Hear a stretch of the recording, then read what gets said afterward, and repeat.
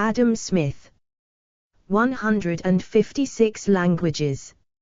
4 other people named Adam Smith. See Adam Smith, disambiguation. Adam Smith. FRSA. 1787 portrait. Born c. the 16th of June, OSC the 5th of June, 1723, 1. Kirkcaldy, Fife, Scotland. Died the 17th of July, 1790, aged 67. Edinburgh, Scotland. Alma Mater University of Glasgow. Balliol College, Oxford. Notable work The Theory of Moral Sentiments, 1759. The Wealth of Nations, 1776. Era Early Modern Period. Region Western Philosophy. Main interests Political philosophy, ethics, economics. Notable ideas Classical economics. Free market. Division of labor. Absolute advantage. Invisible hand. Signature. Checked. Explore our developer-friendly HTML to PDF API printed using PDF Crowd HTML to PDF. Adam Smith FRSA, baptized the 16th of June, OS the 5th of June, 1723, 1, the 17th of July, 1790, was a Scottish, economist and philosopher who was a pioneer in the thinking of political economy and key figure during the Scottish Enlightenment. 3. Seen by some as the father of economics. 4. Or the father of capitalism. 5. He wrote 2 classic works, The Theory of Moral Sentiments, 1759, and An Inquiry into the Nature and Causes of the Wealth of Nations, 1776. The latter, often abbreviated as The Wealth of Nations, is considered his magnum opus and the first modern work that treats economics as a comprehensive system and as an academic discipline. Smith refuses to explain the distribution of wealth and power in terms of God's will and instead appeals to natural, political, social, economic, legal, environmental and technological factors and the interactions among them. Among other economic theories, the work introduced Smith's idea of absolute advantage. 6. Smith studied social philosophy at the University of Glasgow and at Balliol College, Oxford, where he was one of the first students to benefit from scholarships set up by fellow Scot John Snell. After graduating, he delivered a successful series of public lectures at the University of Edinburgh, 7. Leading him to collaborate with David Hume during the Scottish Enlightenment. Smith obtained a professorship at Glasgow, teaching moral philosophy and during this time, wrote and published The Theory of Moral Sentiments.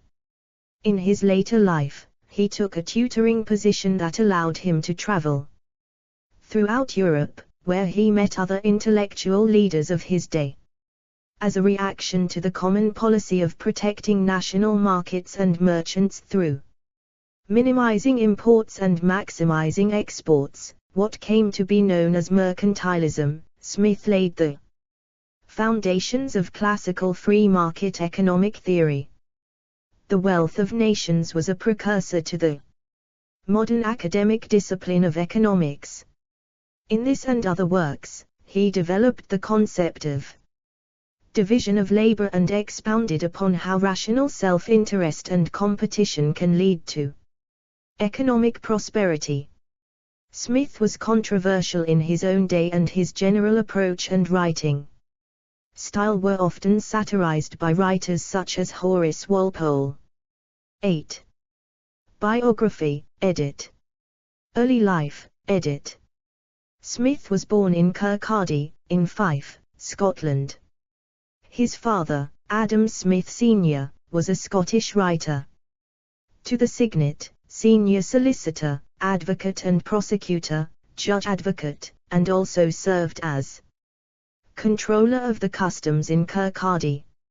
9. Smith's mother was born Margaret Douglas, daughter of the landed Robert Douglas of Strathundry, also in Fife. She married Smith's father in 1720. 2 months before Smith was born, his father died, leaving his mother a widow. 10. The date of Smith's baptism into the Church of Scotland at Kirkcaldy was the 5th of June, 1723, 11, and this has often been treated as if it were also his date of birth. 9, which is unknown. Explore our developer-friendly HTML to PDF API printed using PDF Crowd HTML to PDF. Although few events in Smith's early childhood are known, the Scottish journalist John Ray, Smith's biographer, recorded that Smith was abducted by Romani at the age of 3 and released when others went to rescue him. B. 13. Smith was close to his mother, who probably encouraged him to pursue his scholarly ambitions. 14. He attended the Borough School of Kirkcaldy, characterized by Ray as one of the best secondary schools of Scotland at that period. 12. From 1729 to 1737, he learned Latin, mathematics, history, and writing. 14. Formal education, edit. Smith entered the University of Glasgow at age 14 and studied moral philosophy under Francis Hutcheson. 14. Here he developed his passion for the philosophical concepts of reason, civilian liberties, and free speech. In 1740, he was the graduate scholar presented to undertake postgraduate studies at Balliol College, Oxford, under the Snell Exhibition. 15. Smith considered the teaching at Glasgow to be far superior to that at Oxford, which he found intellectually stifling. 16. In Book V, Chapter 2 of The Wealth of Nations, he wrote, "In the University of Oxford, the greater part of the public professors have, for these many years, given up altogether even the pretense of teaching." Smith is also reported to have complained to friends that Oxford officials once discovered him reading a copy of David Hume's A Treatise of Human Nature, and they subsequently confiscated his book and punished him severely for reading it.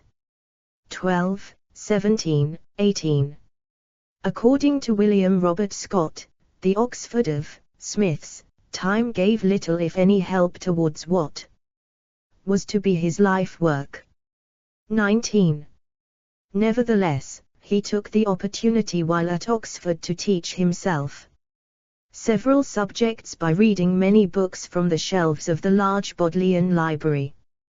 20. When Smith was not studying on his own, his time at Oxford was not a happy one, according to his letters. 21. Near the end of his time there, he began suffering from shaking fits, probably the symptoms of a nervous breakdown. 22. He left Oxford University in 1746, before his scholarship ended. 22, 23.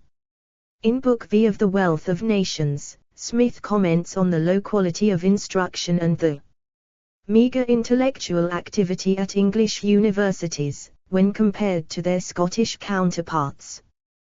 He attributes this both to the rich endowments of the colleges at Oxford and Cambridge, which made the income of professors independent of their ability to attract students, and to the fact that distinguished men of letters could make an even more comfortable living as ministers of the Church of England. 18. Smith's discontent at Oxford might be in part due to the absence of his beloved teacher in Glasgow. Francis Hutcheson, who was well regarded as one of the most prominent lecturers at the University of Glasgow in his day and earned the approbation of students, colleagues, and even ordinary residents with the fervour and earnestness of his orations, which he sometimes opened to the public. His lectures endeavoured not merely to teach philosophy, but also to make his students embody that philosophy in their lives, appropriately acquiring the epithet, the preacher of. Explore our developer-friendly HTML to PDF API printed using PDF Crowd HTML to PDF. Portrait of Smith's mother, Margaret Douglas. Philosophy. Unlike Smith, Hutcheson was not a system builder, rather, his magnetic personality and method of lecturing so influenced his students and caused the greatest of those to reverentially refer to him as the never-to-be-forgotten Hutcheson, a title that Smith in all his correspondence used to describe only two people, his good friend David Hume and influential mentor Francis Hutcheson. 24. Teaching career, edit. Smith began delivering public lectures in 1748 at the University of Edinburgh, 25, sponsored by the Philosophical Society of Edinburgh, under the patronage of Lord Cams. 26. His lecture topics included rhetoric and belles lettres, 27, and later the subject of the progressive opulence. On this latter topic, he first expounded his economic philosophy of the obvious and simple system of natural liberty. While Smith was not adept at public speaking, his lectures met with success. 28. In 1750, Smith met the philosopher David Hume, who was his senior by more than a decade. In their writings covering history, politics, philosophy, economics, and religion, Smith and Hume shared closer intellectual and personal bonds than with other important figures of the Scottish Enlightenment. 29. In 1751, Smith earned a professorship at Glasgow University teaching logic courses, and in 1752, he was elected a member of the Philosophical Society of Edinburgh, having been introduced to the society by Lord Cams. When the head of moral philosophy in Glasgow died the next year, Smith took over the position. 28. He worked as an academic for the next 13 years, which he characterized as by far the most useful and therefore by far the happiest and most honorable period of his life. 30. Smith published The Theory of Moral Sentiments in 1759, embodying some of his Glasgow lectures. This work was concerned with how human morality depends on sympathy between agent and spectator, or the individual and other members of society. Smith defined mutual sympathy as the basis of moral sentiments.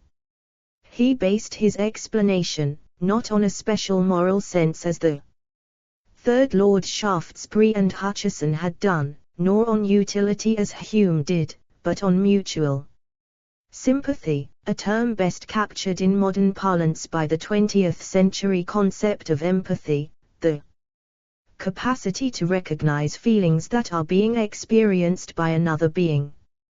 Following the publication of The Theory of Moral Sentiments, Smith became so popular that many wealthy students left their schools in other countries to enroll at Glasgow to learn under Smith. 31. At this time, Smith began to give more attention to jurisprudence and economics in his lectures and less to his theories of morals. 32. For example, Smith lectured that the cause of increase in national explore our developer-friendly HTML to PDF API printed using PDF Crowd HTML to PDF François Quesnay, one of the leaders of the physiocratic school of thought. David Hume was a friend and contemporary of Smith's. Wealth is labor, rather than the nation's quantity of gold or silver, which is the basis for mercantilism, the economic theory that dominated Western European economic policies at the time. 33. In 1762, the University of Glasgow conferred on Smith the title of Doctor of Laws, LL.D. 34. At the end of 1763, he obtained an offer from British Chancellor of the Exchequer Charles Townshend, who had been introduced to Smith by David Hume, to tutor his stepson, Henry Scott, the young Duke of Bucklershire's preparation for a career in international politics. Smith resigned from his professorship in 1764 to take the tutoring position. He subsequently attempted to return the fees he had collected from his students because he had resigned partway through the term, but his students refused. 35. Tutoring, Travels, European Intellectuals, edit. Smith's tutoring job entailed touring Europe with Scott, during which time he educated Scott on a variety of subjects. He was paid £300 per year, plus expenses, along with a £300 per year pension, roughly twice his former income as a teacher. 35. Smith first travelled as a tutor to Toulouse, France, where he stayed for a year and a half. According to his own account, he found Toulouse to be somewhat boring, having written to Hume that he had begun to write a book to pass away the time. 35. After touring the south of France, the group moved to Geneva, where Smith met with the philosopher Voltaire. 36. From Geneva, the party moved to Paris. Here, Smith met American publisher and diplomat Benjamin Franklin, who a few years later would lead the opposition in the American colonies against 4 British resolutions from Charles Townshend, in history known as the Townshend Acts, which threatened American colonial self-government and imposed revenue duties on a number of items necessary to the colonies. Smith discovered the physiocracy school founded by François Quesnay and discussed with their intellectuals. 37. Physiocrats were opposed to mercantilism, the dominating economic theory of the time, illustrated in their motto laissez-faire et laissez-passer, le monde va de lui-même. Let do and let pass, the world goes on by itself. The wealth of France had been virtually depleted by Louis XIV, c. and Louis XV in ruinous wars, d. and was further exhausted in aiding the American Revolutionary soldiers against the British. Given that the British economy of the day yielded an income distribution that stood in contrast to that which existed in France, Smith concluded that with all its imperfections, the physiocratic school is explore our developer-friendly HTML to PDF API printed using PDF Crowd HTML to PDF. A commemorative plaque for Smith is located in Smith's home town of Kirkcaldy. Perhaps the nearest approximation to the truth that has yet been published upon the subject of political economy.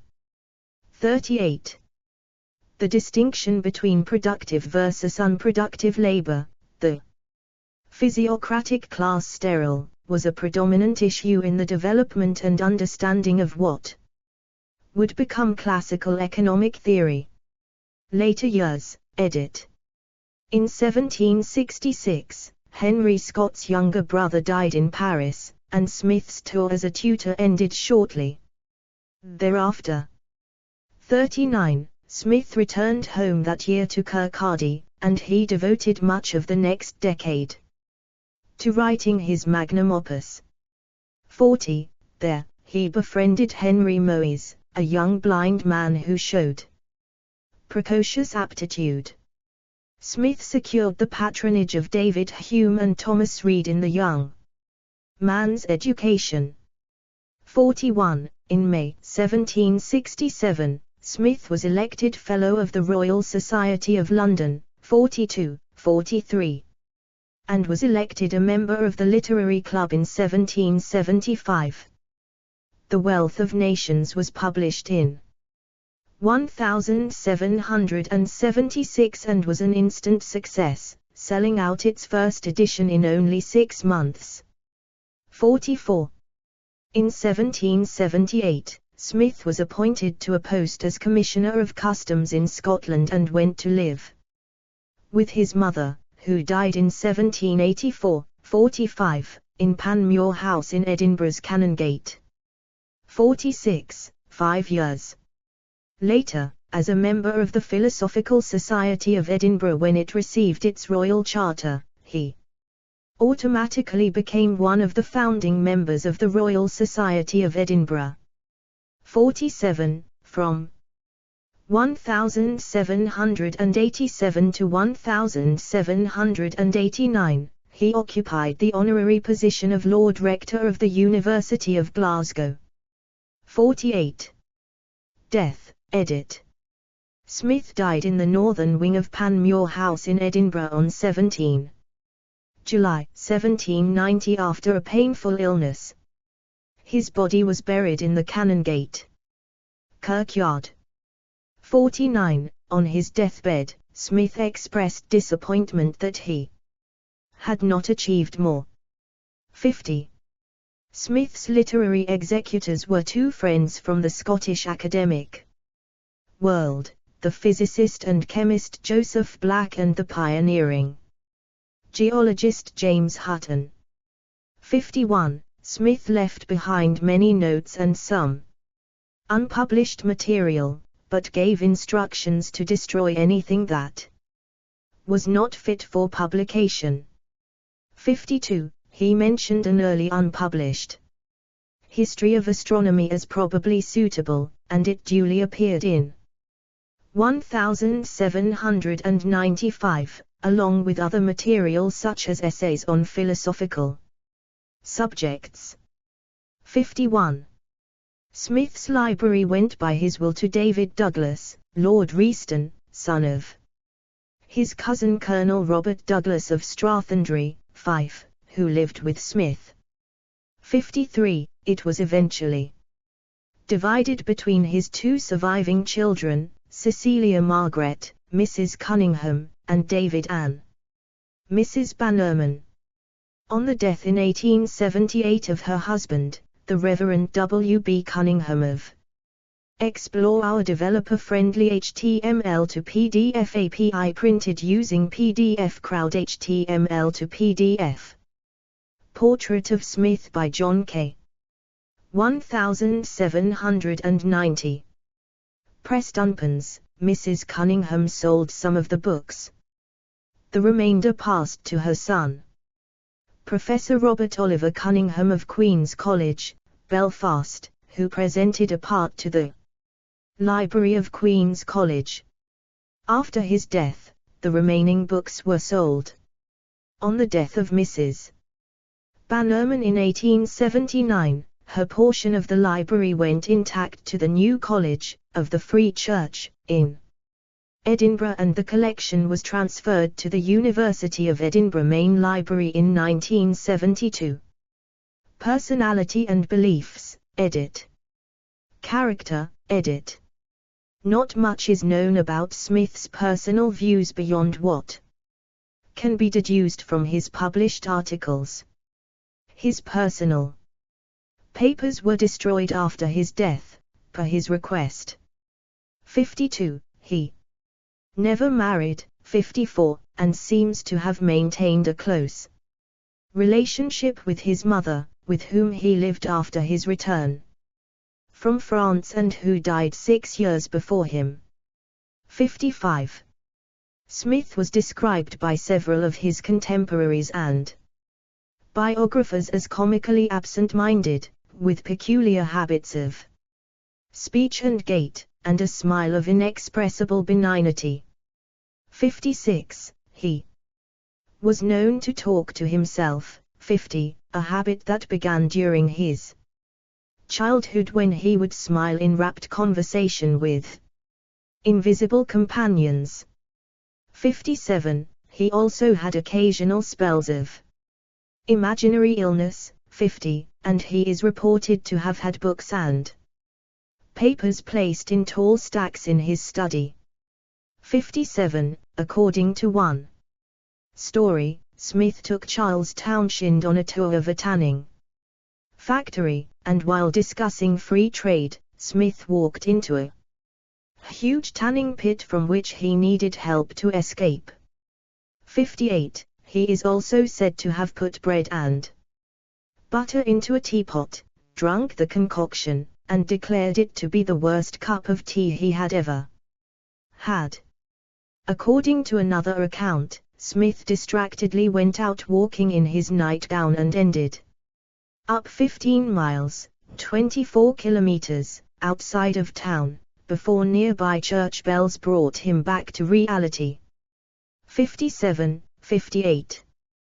James Boswell, who was a student of Smith's at Glasgow University, and later knew him at the Literary Club, says that Smith thought that speaking about his ideas in conversation might reduce the sale of his books, so his conversation was unimpressive. According to Boswell, he once told Sir Joshua Reynolds that he made it a rule when in company never to talk of what he understood. 59. Smith has been alternatively described as someone who had a large nose, bulging eyes, a protruding lower lip, a nervous twitch, and a speech impediment, and one whose countenance was manly and agreeable. 18. 60. Smith is said to have acknowledged his looks at one point, saying, "I am a beau in nothing but my books." 18. Smith rarely sat for portraits. 61. So almost all depictions of explore our developer-friendly HTML to PDF API printed using PDF Crowd HTML to PDF him created during his lifetime were drawn from memory. The best-known portraits of Smith are the profile by James Tassie and 2 etchings by John K. 62. The line engravings produced for the covers of 19th-century reprints of The Wealth of Nations were based largely on Tassie's medallion. 63. Religious views, edit. Considerable scholarly debate has occurred about the nature of Smith's religious views. His father had shown a strong interest in Christianity and belonged to the moderate wing of the Church of Scotland. 64, and the fact he received the Snell exhibition suggests that he may have gone to Oxford with the intention of pursuing a career in the Church of England. 65. Anglo-American economist Ronald Coase challenged the view that Smith was a deist, based on the fact that Smith's writings never explicitly invoke God as an explanation of the harmonies of the natural or the human worlds. 66. According to Coase, though Smith does sometimes refer to the great architect of the universe, later scholars such as Jacob Viner have very much exaggerated the extent to which Adam Smith was committed to a belief in a personal God. 67. A belief for which Coase finds little evidence in passages such as the one in The Wealth of Nations, in which Smith writes that the curiosity of mankind about the great phenomena of nature, such as the generation, the life, growth, and dissolution of plants and animals, has led men to enquire into their causes, and that superstition first attempted to satisfy this curiosity, by referring all those wonderful appearances to the immediate agency of the gods. Philosophy afterwards endeavored to account for them, from more familiar causes, or from such as mankind were better acquainted with than the agency of the gods. 67. Some authors argue that Smith's social and economic philosophy is inherently theological and that his entire model of social order is logically dependent on the notion of God's action in nature. 68. Brendan Long argues that Smith was a theist. 69. Whereas according to Professor Gavin Kennedy, Smith was in some sense a Christian. 70. Smith was also a close friend of David Hume, who, despite debate about his religious views in modern scholarship, was commonly characterized in his own time as an atheist. 71. The publication in 1777 of Smith's letter to William Strahan, in which he described Hume's courage in the face of death in spite of his irreligiosity, attracted considerable controversy. 72. Published works, edit. The Theory of Moral Sentiments, edit. Main article, The Theory of Moral Sentiments. In 1759, Smith published his first work, The Theory of Moral Sentiments, sold by co-publishers Andrew Miller of London and Alexander Kincaid of Edinburgh. 73. Smith continued making extensive revisions to the book until his death. Although The Wealth of Nations is widely regarded as Explore our developer-friendly HTML to PDF API printed using PDF Crowd HTML to PDF. Smith's most influential work, Smith himself is believed to have considered the theory of moral sentiments to be a superior work. 75.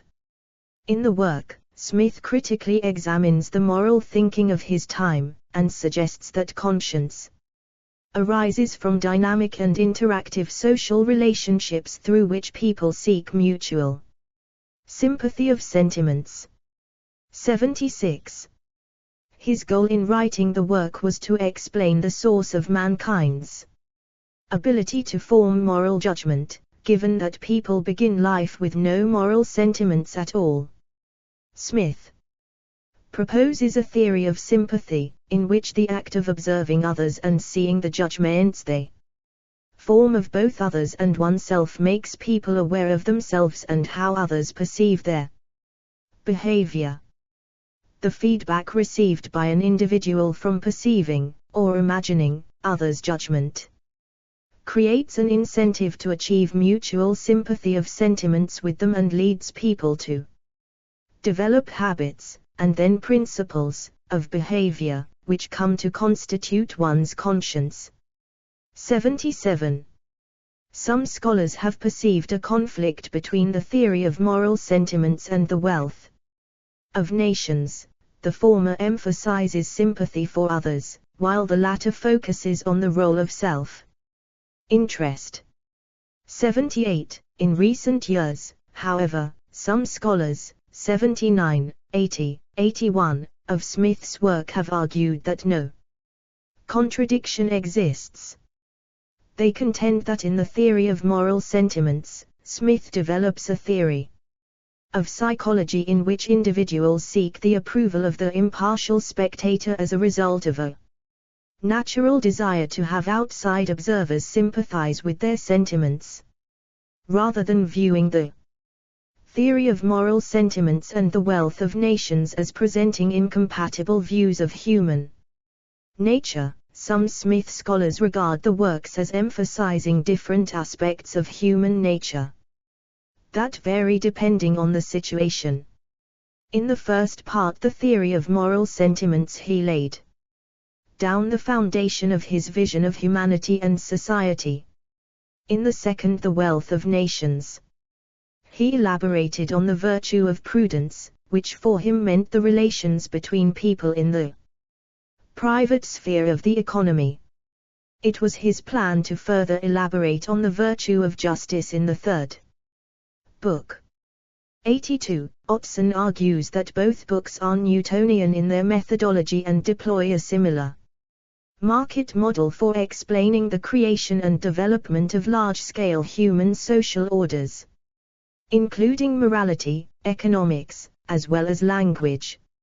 83. Ekelund and Heber offer a differing view, observing that self-interest is present in both works and that in the former, sympathy is the moral faculty that holds self-interest in check, whereas in the latter, competition is the economic faculty that restrains self-interest. 84. The Wealth of Nations, edit. Main article, The Wealth of Nations. Disagreement exists between classical and neoclassical economists about the central message of Smith's most influential work, An Inquiry into the Nature and Causes of the Wealth of Nations. 1776. Neoclassical economists emphasize Smith's invisible hand, 85, a concept mentioned in the middle of his workbook 4, Chapter 2, and classical economists believe that Smith stated his program for promoting the wealth of nations in the first sentences, which attributes the growth. Explore our developer-friendly HTML to PDF API printed using PDF Crowd HTML to PDF. Later building on the site where Smith wrote The Wealth of Nations. Of wealth and prosperity to the division of labor. He elaborated on the virtue of prudence, which for him meant the relations between people in the private sphere of the economy. It was his plan to further elaborate on the virtue of justice in the third book. 82. Smith used the term the invisible hand in History of Astronomy, 86, referring to the invisible hand of Jupiter, and once in each of his The Theory of Moral Sentiments, 87, 1759, and The Wealth of Nations, 88, 1776. This last statement about an invisible hand has been interpreted in numerous ways. As every individual, therefore, endeavors as much as he can both to employ his capital in the support of domestic industry, and so to direct that industry that its produce may be of the greatest value, every individual necessarily labors to render the annual revenue of the society as great as he can. He generally, indeed, neither intends to promote the public interest, nor knows how much he is promoting it. By preferring the support of domestic to that of foreign industry, he intends only his own security, and by directing that industry in such a manner as its produce may be of the greatest value, he intends only his own gain, and he is, in this, as in many other cases, led by an invisible hand to promote an end which was no part of his intention. Nor is it always the worse for the society that it was no part of it.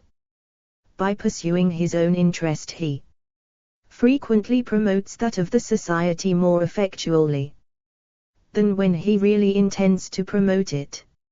I have never known much good done by those who affected to trade for the public good. It is an affectation, indeed, not very common among merchants, and very few words need be employed in dissuading them from it. Those who regard that statement as Smith's central message also quote frequently Smith's dictum, 89. It is not from the benevolence of the butcher, the brewer, or the baker, that we expect our dinner, but from their regard to their own interest. We address ourselves, not to their humanity but to their self-love, and never talk to them of our own necessities but of their Advantages. Explore our developer-friendly HTML to PDF API printed using PDF Crowd HTML to PDF. The first page of the Wealth of Nations, 1776. London edition. However, in the theory of moral sentiments he had a more skeptical approach to self-interest as driver of behavior. How selfish soever man may be supposed, there are evidently some principles in his nature, which interest him in the fortune of others, and render their happiness necessary to him, though he derives nothing from it except the pleasure of seeing it. In relation to Mandeville's contention that private vices may be turned into public benefits, 90, Smith's belief that when an individual pursues his self-interest under conditions of justice, he unintentionally promotes the good of society.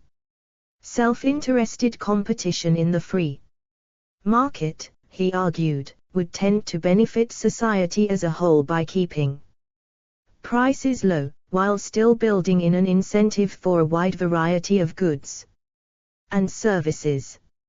Nevertheless, he was wary of businessmen and warned of their conspiracy against the public or in some other contrivance to raise prices. 91. Again and again, Smith warned of the collusive nature of business interests, which may form cabals or monopolies, fixing the highest price which can be squeezed out of the buyers. 92.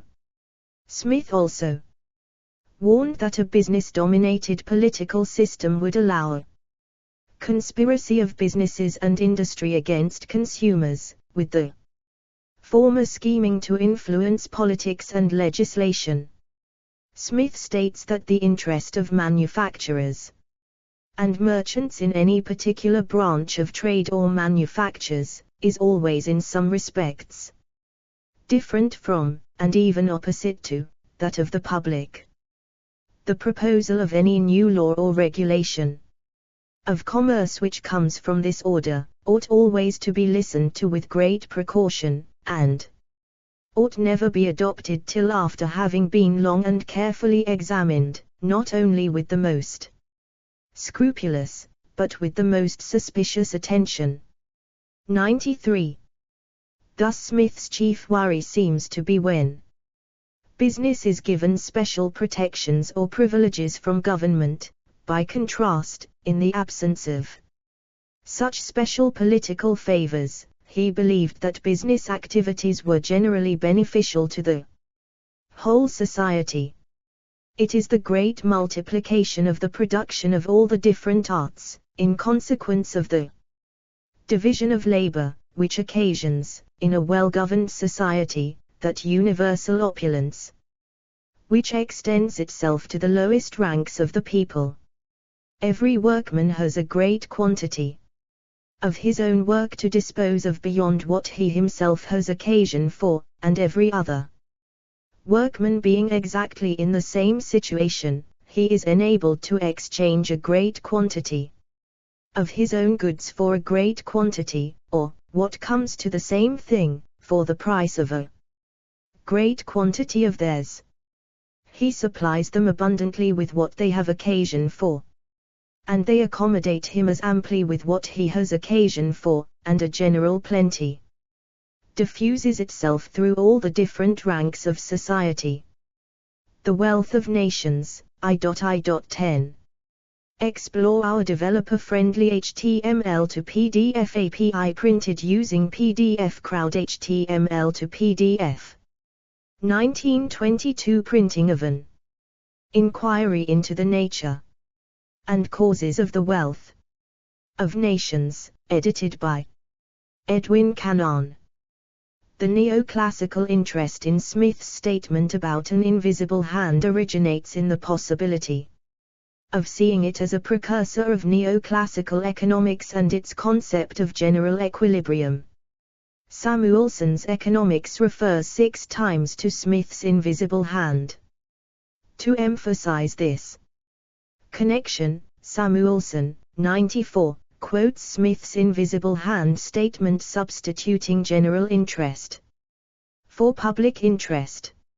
Samuelson, 95, concludes, Smith was unable to prove the essence of his invisible hand doctrine. Indeed, until the 1940s, no one knew how to prove, even to state properly, the kernel of truth in this proposition about perfectly competitive market. Conversely, classical economists see in Smith's first sentences his program to promote the wealth of nations, using the physiocratical concept of the economy as a circular process. To secure growth, the inputs of period 2 must exceed the inputs of period 1. Therefore, those outputs of period 1 which are not used or usable as inputs of period 2 are regarded as unproductive labor, as they do not contribute to growth.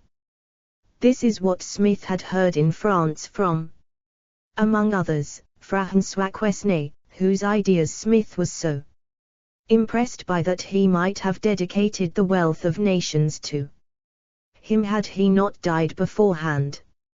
96, 97, to this French insight that unproductive labor should be reduced to use labor more productively, Smith added his own proposal, that productive labor should be made even more productive by deepening the division of labor.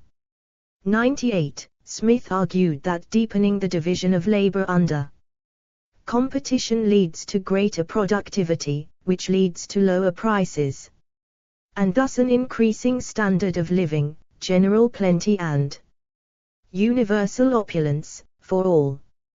Extended markets and increased production lead to the continuous reorganization of production and the invention of new ways of producing, which in turn lead to further increased production, lower prices, and improved standards of living. Smith's central message is, therefore, that under dynamic competition, a growth machine secures the wealth of nations. Smith's argument predicted Britain's evolution as the workshop of the world, underselling and outproducing all its competitors. The opening sentences of The Wealth of Nations summarize this policy. The annual labor of every nation is the fund which originally supplies it with all the necessaries and conveniences of life which it annually consumes. His produce bears a greater or smaller proportion to the number of those who are to consume it. This proportion must in every nation be regulated by two different circumstances. First, by the skill, dexterity, and judgment with which its labor is generally applied, and secondly, by the proportion between the number of those who are employed in useful labor, and that of those who are not so employed, emphasis added. 99. Explore our developer-friendly HTML to PDF API printed using PDF Crowd HTML to PDF. Smith's burial place in Canongate Kirkyard.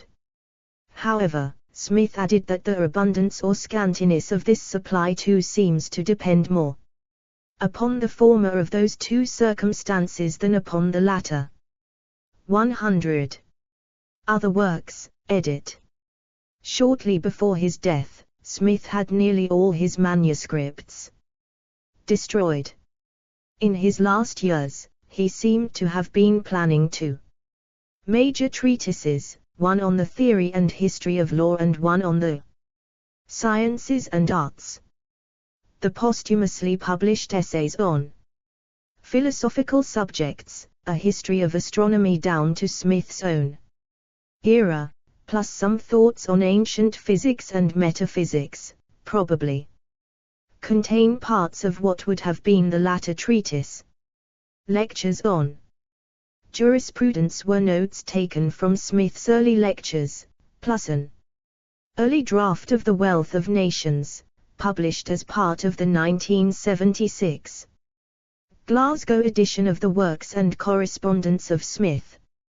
Other works, including some published posthumously, include lectures on Justice, Police, Revenue, and Arms, 1763, first published in 1896, and Essays on Philosophical Subjects, 1795. 101. Legacy, edit. In Economics and Moral Philosophy, edit. The Wealth of Nations was a precursor to the modern academic discipline of economics. In this and other works, Smith expounded how rational self-interest and competition can lead to economic prosperity.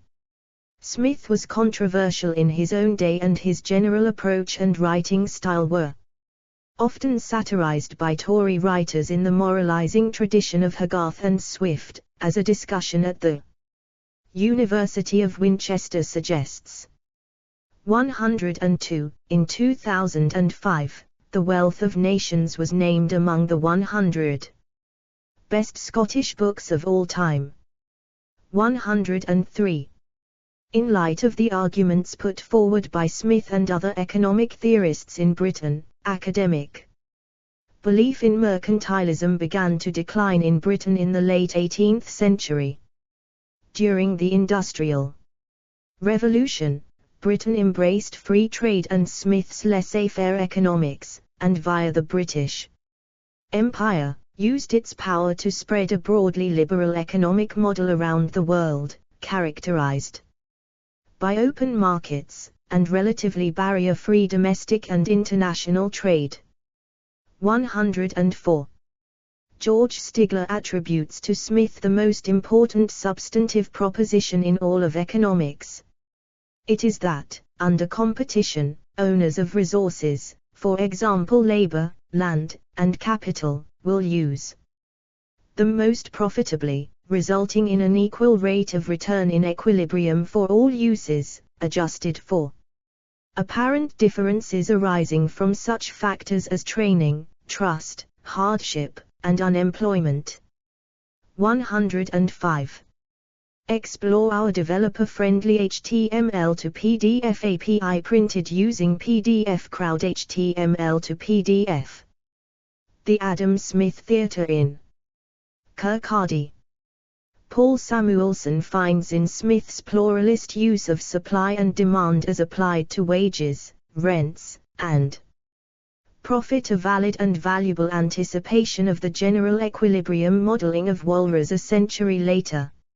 Smith's allowance for wage increases in the short and intermediate term from capital accumulation and invention contrasted with Malthus, Ricardo, and Karl Marx in their propounding a rigid subsistence wage theory of labor supply. 106. Joseph Schumpeter criticized Smith for a lack of technical rigor, yet he argued that this enabled Smith's writings to appeal to wider audiences, his very limitation made for success. Had he been more brilliant, he would not have been taken so seriously. Had he dug more deeply, had he unearthed more recondite truth, had he used more difficult and ingenious methods, he would not have been understood. But he had no such ambitions. In fact, he disliked whatever went beyond plain common sense. He never moved above the heads of even the dullest readers. He led them on gently, encouraging them by trivialities and homely observations, making them feel comfortable all along. 107. Classical economists presented competing theories to those of Smith, termed the labor theory of value. Later Marxian economics descending from classical economics also use Smith's labor theories, in part. The first volume of Karl Marx's major work, Das Kapital, was published in German in 1867. In it, Marx focused on the labor theory of value and what he considered to be the exploitation of labor by capital. 108, 109. The labor theory of value held that the value of a thing was determined by the labor that went into its production. This contrasts with the modern contention of neoclassical economics, that the value of a thing is determined by what one is willing to give up to obtain the thing. The body of theory later termed neoclassical economics or marginalism formed from about 1870 to 1910. The term economics was popularized by such neoclassical economists as Alfred Marshall as a concise synonym for economic science and a substitute for the earlier, broader term political economy used by Smith. 110, 111. This corresponded to the influence on the subject of mathematical methods used in the natural sciences. 112. Neoclassical economics systematist. Supply and demand as joint determinants of price and quantity in market equilibrium, affecting both the allocation of output and the distribution of income. It dispensed with the labor theory of value, of which Smith was most famously identified within classical economics, in favor of a marginal utility theory of value on the demand side and a more general theory of costs on the supply side. 113. The bicentennial anniversary of the publication of The Wealth of Nations was celebrated in 1976, resulting in increased interest for the theory of moral sentiments and his other works throughout academia. After 1976, Smith was more likely to be represented as the author of both The Wealth of Explore Our Developer-Friendly HTML to PDF API printed using PDF Crowd HTML to PDF Nations and the Theory of Moral Sentiments, and thereby as the founder of a moral philosophy and the science of economics. His Homo economicus or economic man was also more often represented as a moral person. Additionally, economists David Levi and Sandra Peart in The Secret History of the Dismal Science point to his opposition to hierarchy and beliefs in inequality, including racial inequality, and provide additional support for those who point to Smith's opposition to slavery, colonialism, and empire. Emphasized also are Smith's statements of the need for high wages for the poor, and the efforts to keep wages low. In The Vanity of the Philosopher, From Equality to Hierarchy in Post-Classical Economics, Peart and Levi also cite Smith's view that a common street porter was not intellectually inferior to a philosopher, 114, and point to the need for greater appreciation of the public views in discussions of science and other subjects now considered to be technical. They also cite Smith's opposition to the often expressed view that science is superior to common sense. 115. Smith also explained the relationship between growth of private property and civil government. Men may live together in society with some tolerable degree of security, though there is no civil magistrate to protect them from the injustice of those passions. But avarice and ambition in the rich, in the poor the hatred of labor and the love of present ease and enjoyment, are the passions which prompt to invade property, passions much more steady in their operation, and much more universal in their influence. Wherever there is great property there is great inequality. For one very rich man there must be at least 500 poor, and the affluence of the few supposes the indigence of the many. The affluence of the rich excites the indignation of the poor, who are often both driven by want and prompted by envy, to invade his possessions. It is only under the shelter of the civil magistrate that the owner of that valuable property, which is acquired by the labor of many years, or perhaps of many successive generations, can sleep a single night in security. He is at all times surrounded by unknown enemies, whom, though he never provoked, he can never appease, and from whose injustice he can be protected only by the powerful arm of the civil magistrate continually held up to chastise it. The acquisition of valuable and extensive property, therefore, necessarily requires the establishment of civil government. Where there is no property, or at least none that exceeds the value of 2 or 3 days' labor, civil government is not so necessary. Civil government supposes a certain subordination. But as the necessity of civil government gradually grows up with the acquisition of valuable property, so the principal causes which naturally introduce subordination gradually grow up with the growth of that valuable property. Men of inferior wealth combine to defend those of superior wealth in the possession of their property, in order that men of superior wealth may combine to defend them in the possession of theirs. All the inferior shepherds and herdsmen feel that the security of their own herds and flocks depends upon the security of those of the great shepherd or herdsman, that the maintenance of their lesser authority depends upon that of his greater. Explore our developer-friendly HTML to PDF API printed using PDF Crowd HTML to PDF authority, and that upon their subordination to him depends his power of keeping their inferiors in subordination to them. They constitute a sort of little nobility, who feel themselves interested to defend the property and to support the authority of their own little sovereign in order that he may be able to defend their property and to support their authority.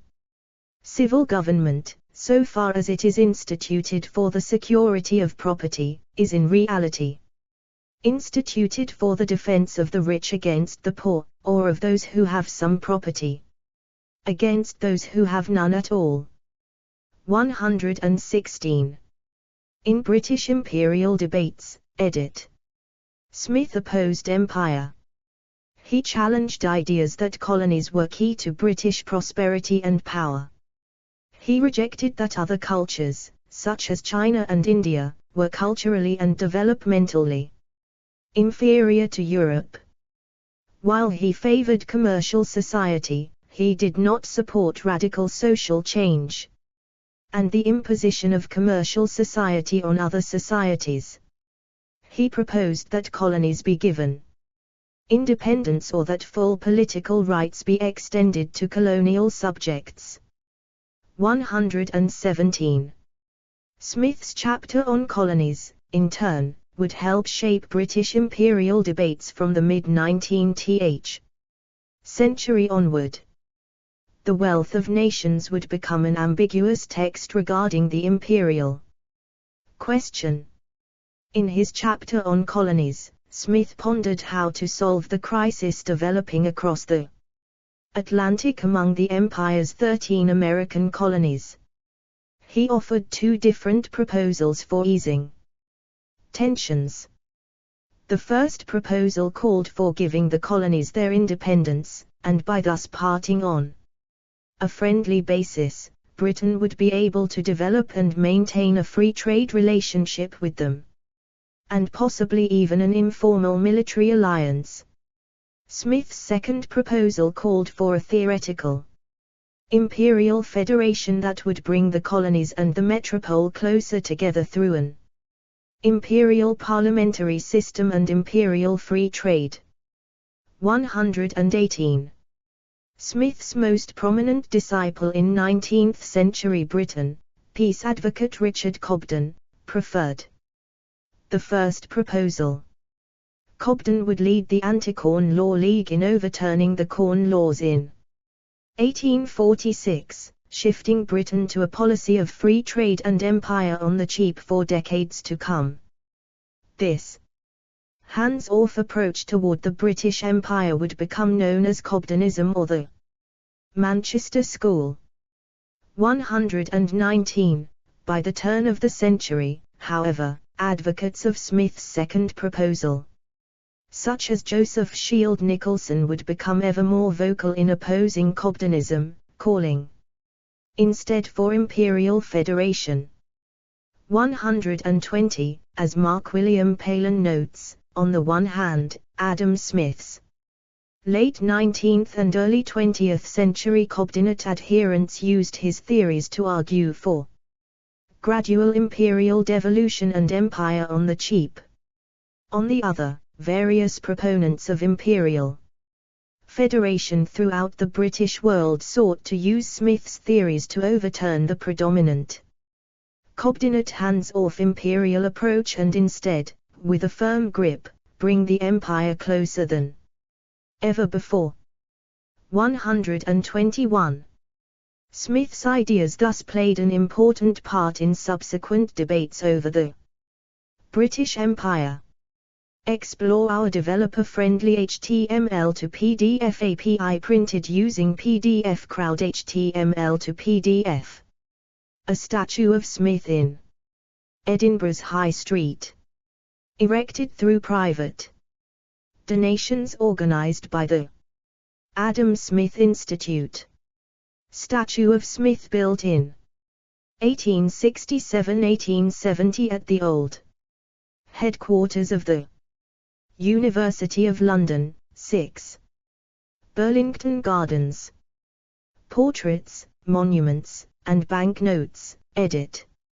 Smith has been commemorated in the UK on banknotes printed by two different banks. His portrait has appeared since 1981 on the £50 notes issued by the Clydesdale Bank in Scotland, 122, 123, and in March 2007 Smith's image also appeared on the new series of £20 notes issued by the Bank of England, making him the first Scotsman to feature on an English banknote. 124. A large-scale memorial of Smith by Alexander Stoddart was unveiled on the 4th of July 2008 in Edinburgh. It is a 10-foot, 3.0 m, tall bronze sculpture, and it stands above the Royal Mile, outside St. Giles Cathedral in Parliament Square, near the Mercat Cross. 125. 20th century sculptor Jim Sanborn, best known for the Cryptos sculpture at the United States Central Intelligence Agency, has created multiple pieces which feature Smith's work. At Central Connecticut State University is Circulating Capital, a tall cylinder, which features an extract from The Wealth of Nations on the lower half, and on the upper half, some of the same text, but represented in binary code. 126. At the University of North Carolina at Charlotte, outside the Belk College of Business Administration, is Adam Smith's spinning top. 127. 128. Another Smith sculpture is at Cleveland State University. 129. He also appears as the narrator in the 2013 play The Low Road, centered on a proponent on laissez-faire economics in the late 18th century, but dealing obliquely with the financial crisis of 2007-2008 and the recession which followed. In the premiere production, he was portrayed by Bill Patterson. A bust of Smith is in the Hall of Heroes of the National Wallace Monument in Sterling. 5 paving stones, displaying quotations from Smith's works, were unveiled in December 2023 in The High Street, Glasgow. The stones were commissioned by the University of Glasgow to mark the 300th anniversary of Smith's birth. 130. Panmure House, edit. Explore our developer-friendly HTML to PDF API printed using PDF Crowd HTML to PDF. Adam Smith resided at Panmure House from 1778 to 1790. In 2008, the house was purchased by the Edinburgh Business School at Heriot-Watt University and funds were raised for its restoration. 131, 132. In 2018 it was formally opened as a study centre in Smith's honour. 133. As a symbol of free market economics, edit. Smith has been celebrated by advocates of free market policies as the founder of free market economics, a view reflected in the naming of bodies such as the Adam Smith Institute in London. Multiple entities known as the Adam Smith Society, including an historical Italian organization, 134. And the U.S.-based Adam Smith Society, 135. 136, and the Australian Adam Smith Club, 137, and in terms such as the Adam Smith necktie. 138. Former U.S. Federal Reserve Chairman Alan Greenspan argues that, while Smith did not coin the term laissez-faire, it was left to Adam Smith to identify the more general set of principles that brought conceptual clarity to the seeming chaos of market transactions. Greenspan continues that the wealth of nations was one of the great achievements in human intellectual history. 139. P.J. O'Rourke describes Smith as the founder of free market economics. 140. Nobel laureate economist Milton Friedman believed in 1976, 200 years after the publishing of The Wealth of Nations, that the work of Adam Smith was far more immediately relevant today than he was at the centennial of The Wealth of Nations in 1876. 141. Other writers have argued that Smith's support for laissez-faire, which in French means leave alone, has been overstated. Herbert Stein wrote that the people who wear an Adam Smith necktie do it to make a statement of their devotion to the idea of free markets and limited government, and that this misrepresents Smith's ideas. Stein writes that Smith was not pure or doctrinaire about this idea. He viewed government intervention in the market with great skepticism, yet he was prepared to accept or propose qualifications to that policy in the specific cases where he judged that their net effect would be beneficial and would not undermine the basically free character of the system. He did not wear the Adam Smith necktie. In Stein's reading, The Wealth of Nations could justify the Food and Drug Administration, the Consumer Product Safety Commission, mandatory employer health benefits, environmentalism, and discriminatory taxation to deter improper or luxurious behavior. 142. Similarly, Vivienne Brown stated in the Economic Journal that in the 20th century United States, Reaganomics supporters, the Wall Street Journal, and other similar sources have spread among the general public a partial and misleading vision of Smith, portraying him as an extreme dogmatic defender of laissez-faire capitalism and supply-side economics. 143. In fact, The Wealth of Nations includes the following statement on the payment of taxes.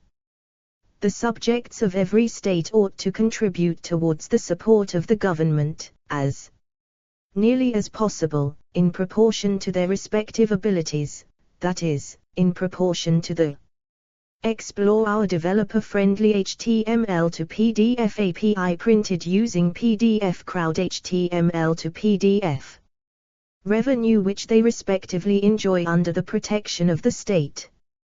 144. Some commentators have argued that Smith's works show support for a progressive, not flat, income tax and that he specifically named taxes that he thought should be required by the state. Among them luxury goods taxes and tax on rent. 145. Yet Smith argued for the impossibility of taxing the people, in proportion to their economic revenue, by any capitation. 146. Smith argued that taxes should principally go toward protecting justice and certain public institutions that were necessary for the benefit of all of society, but that could not be provided by private enterprise. 147. Additionally, Smith outlined the proper expenses of the government in the Wealth of Nations, Book V, Chapter I. Included in his requirements of a government is to enforce contracts and provide justice system, grant patents and copyrights, provide public goods such as infrastructure, provide national defense, and regulate banking.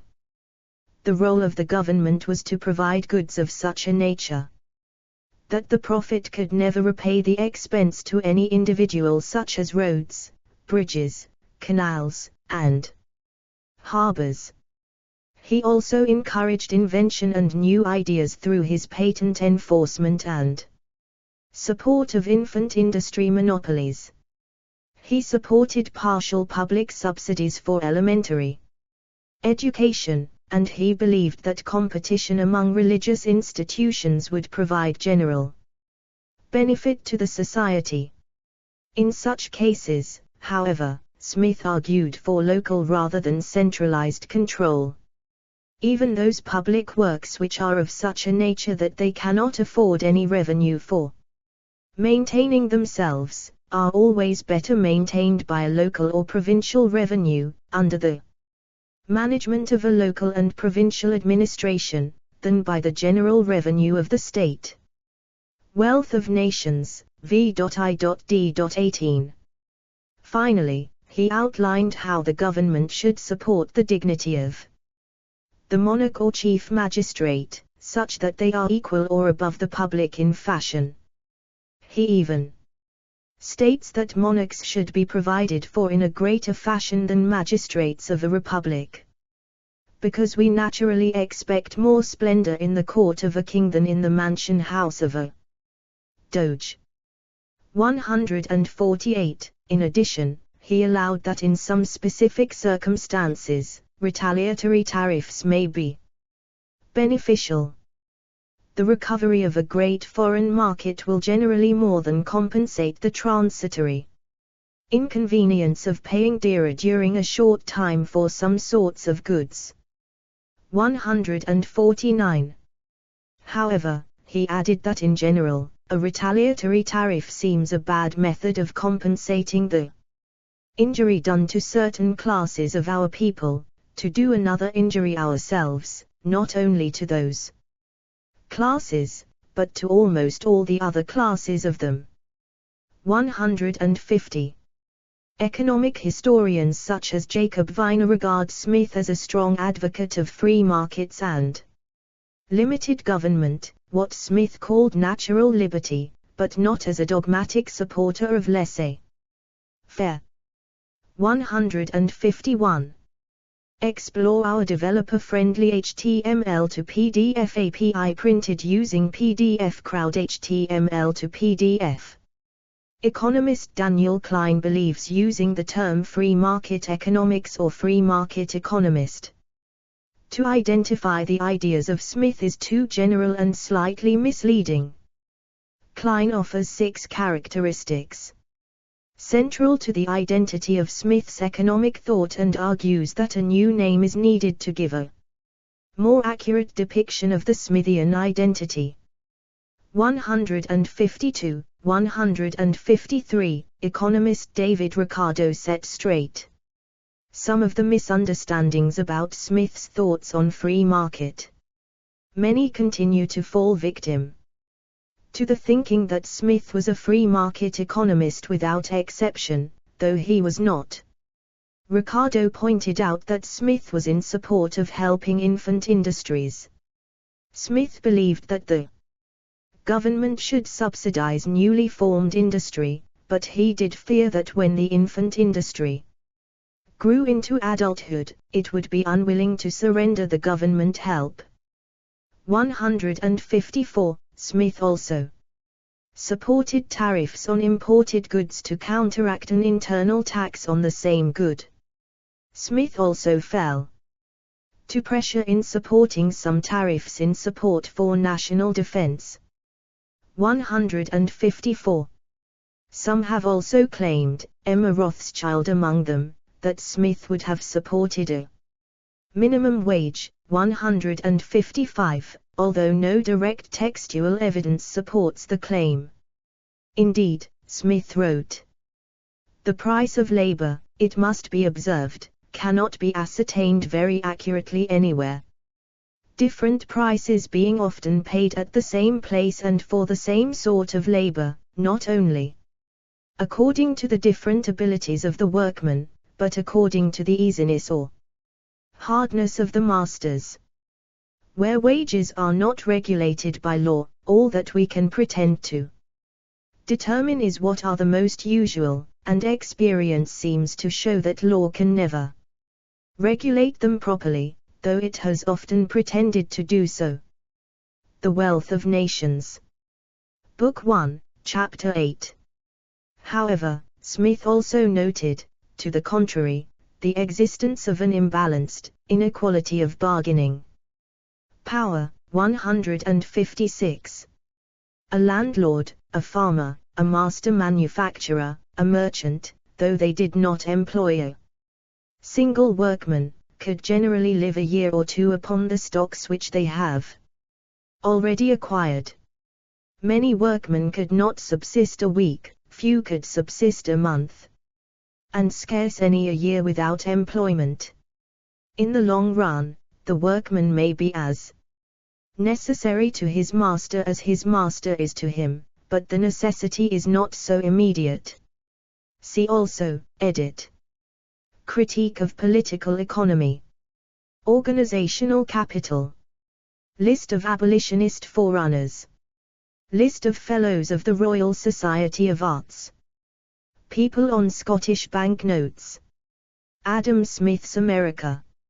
Explore our developer-friendly HTML to PDF API printed using PDF Crowd HTML to PDF. And Robert Jacques Turgot. References, edit. Informational notes, edit. A. Smith was described as a North Briton and Scot. 2. B. In Life of Adam Smith, Ray writes, in his 4th year, while on a visit to his grandfather's house at Strathindre on the banks of the Leven, Smith was stolen by a passing band of gypsies, and for a time could not be found. But presently a gentleman arrived who had met a Romani woman a few miles down the road carrying a child that was crying piteously. Scouts were immediately dispatched in the direction indicated, and they came upon the woman in Leslie Wood. As soon as she saw them she threw her burden down and escaped, and the child was brought back to his mother. Smith would have made, I fear, a poor gypsy. 12. During the reign of Louis XIV, the population shrunk by 4 million and agricultural productivity was reduced by 1/3 while the taxes had increased.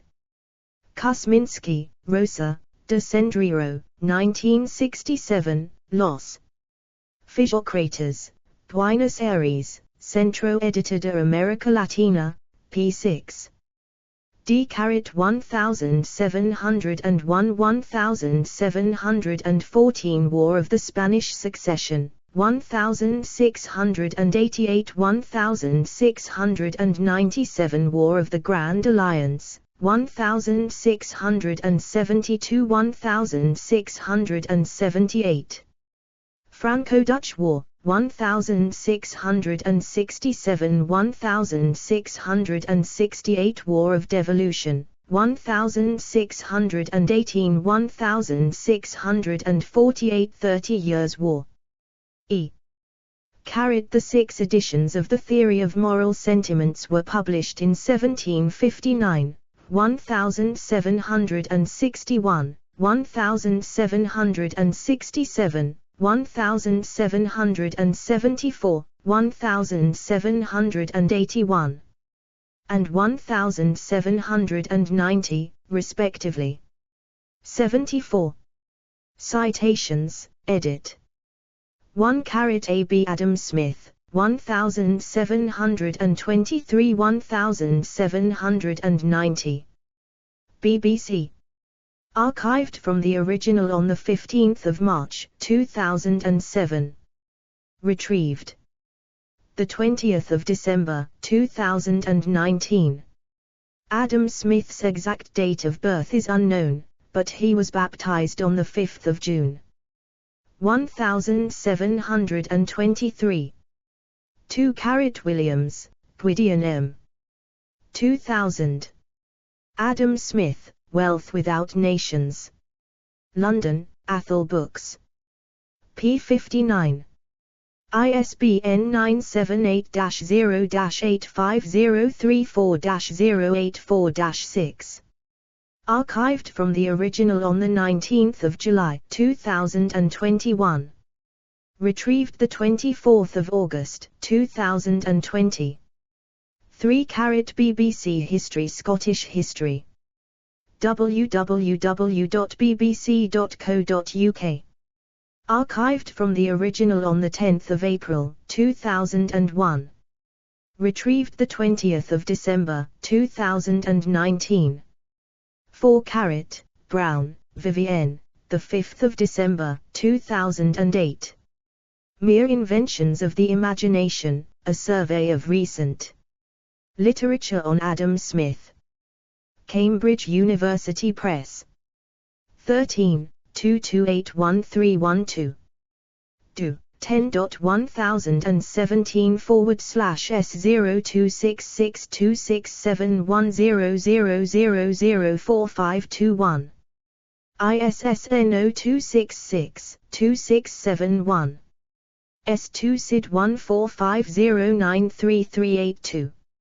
Archived from the original on 21 July 2020. Retrieved 20 July 2020. Berry, Christopher J. 2018.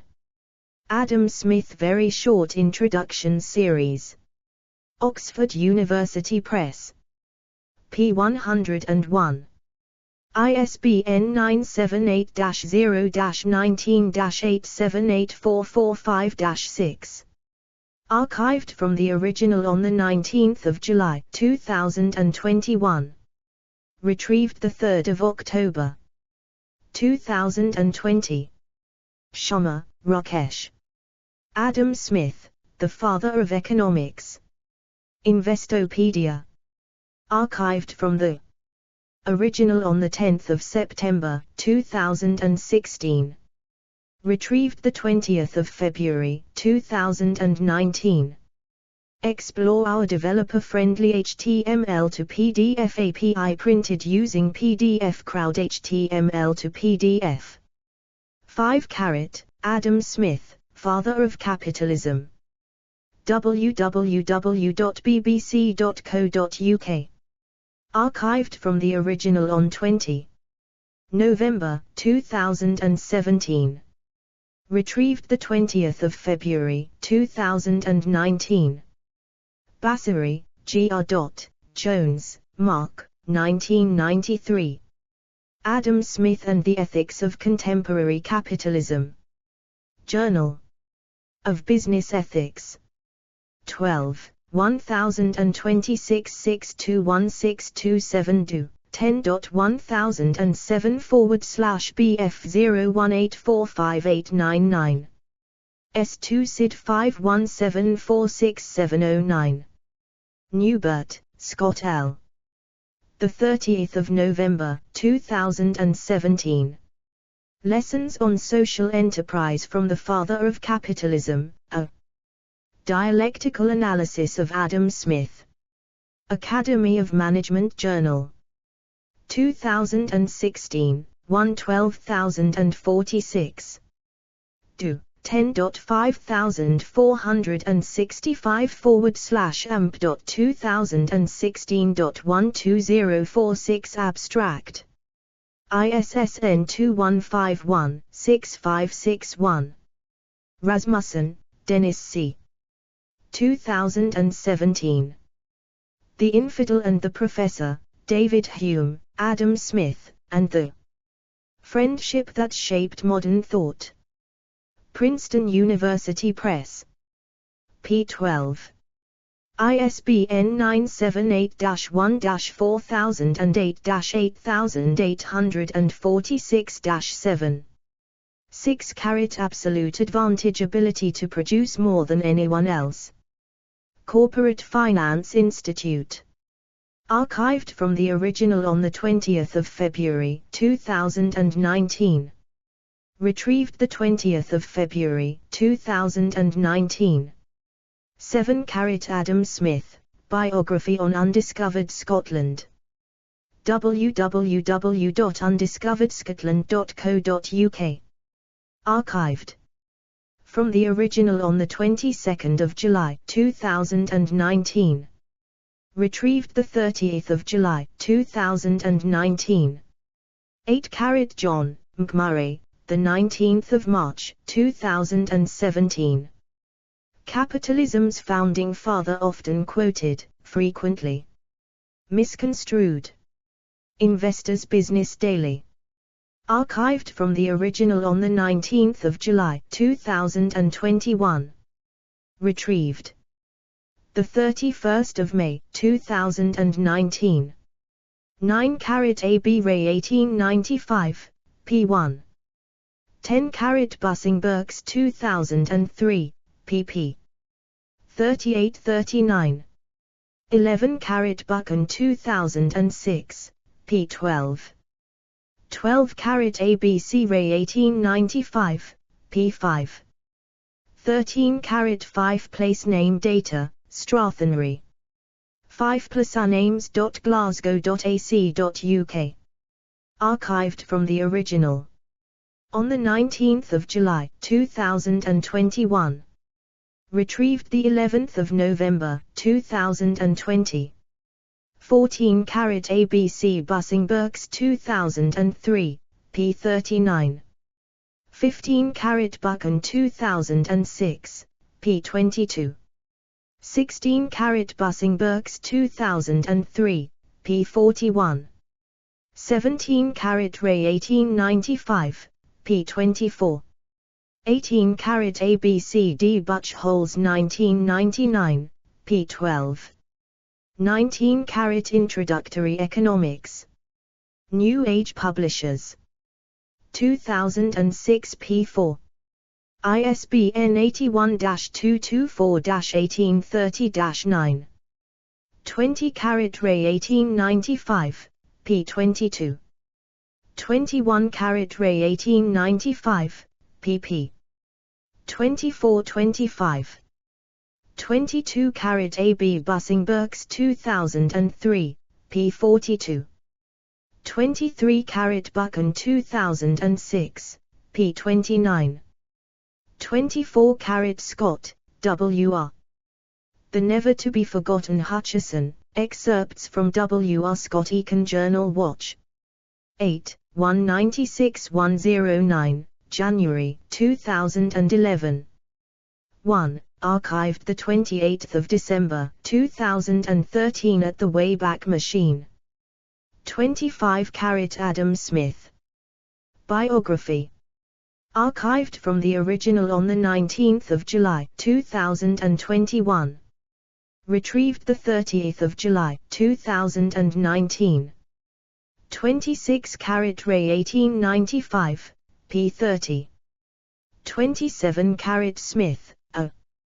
1762, 1985. Lectures on Rhetoric and Belles Lettres, 1762.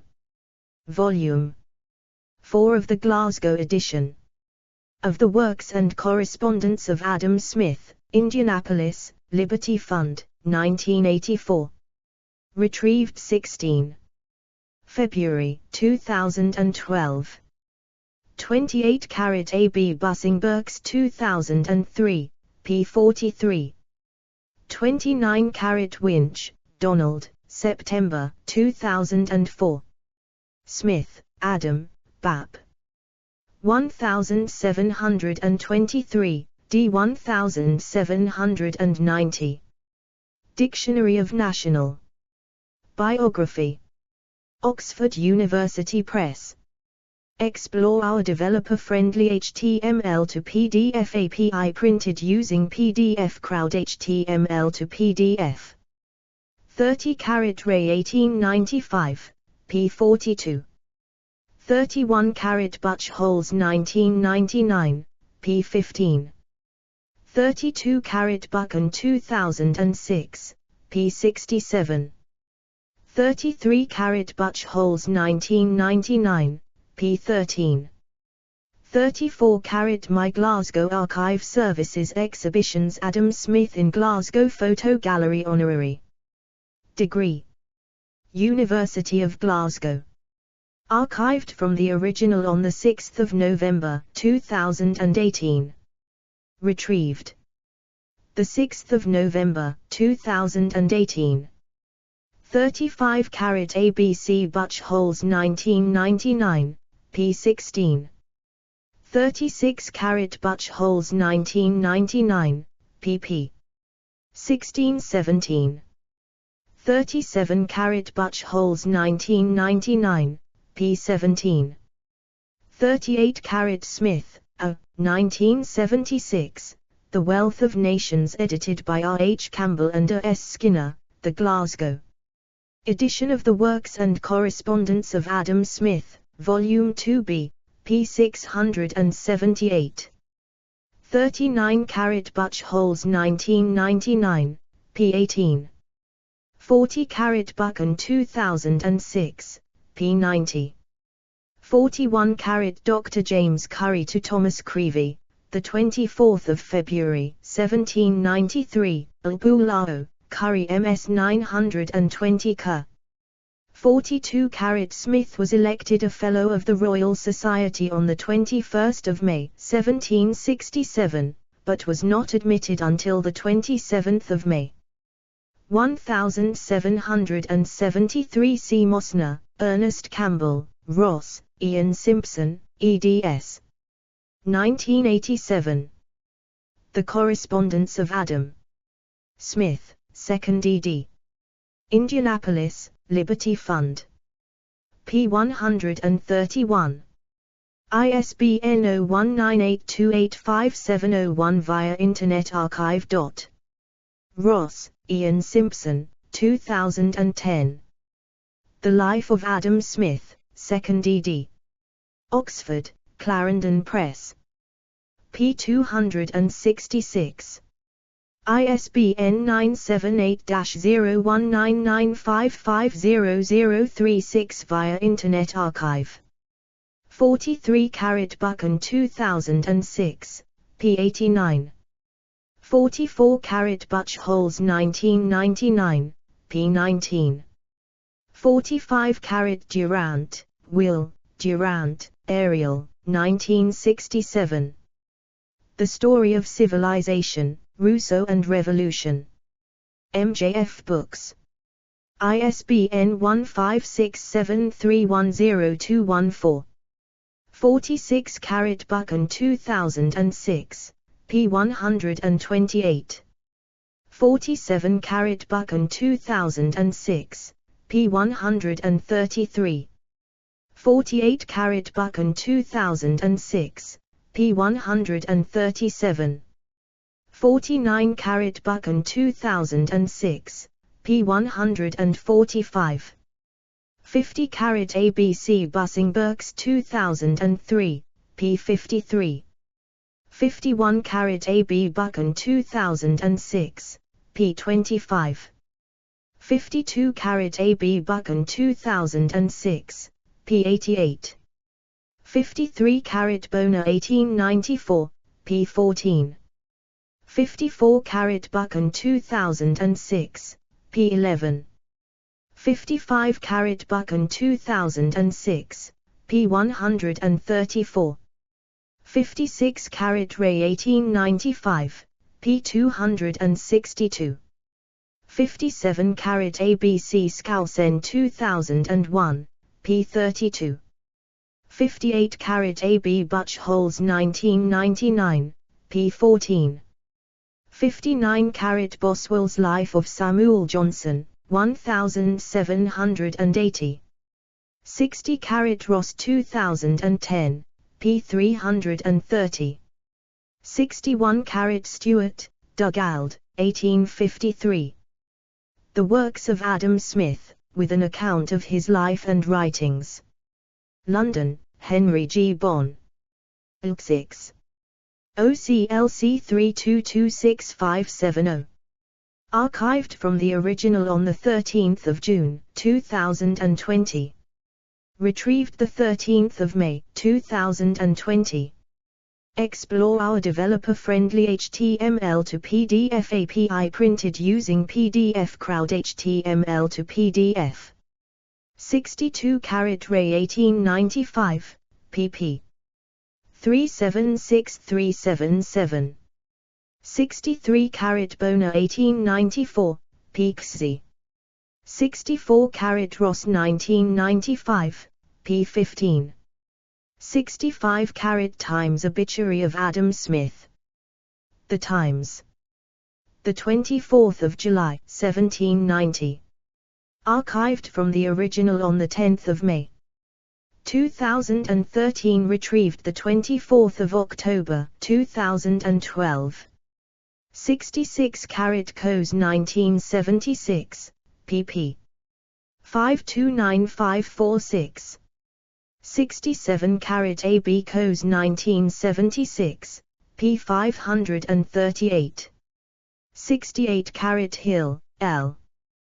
2001. The Hidden Theology of Adam Smith. The European Journal of the History of Economic Thought. 8, 129. Do. 10.1080/713765225. S2 SID 1545719991. 69 carat Long, Brendan, 2006, Brown, Vivienne, ed., Adam Smith's Natural Theology of Society, The Adam Smith Review, Volume 2, Routledge, Do. 10.4324/9780203966365, ISBN 978-0-203-96636-5. Retrieved 31 May, 2022.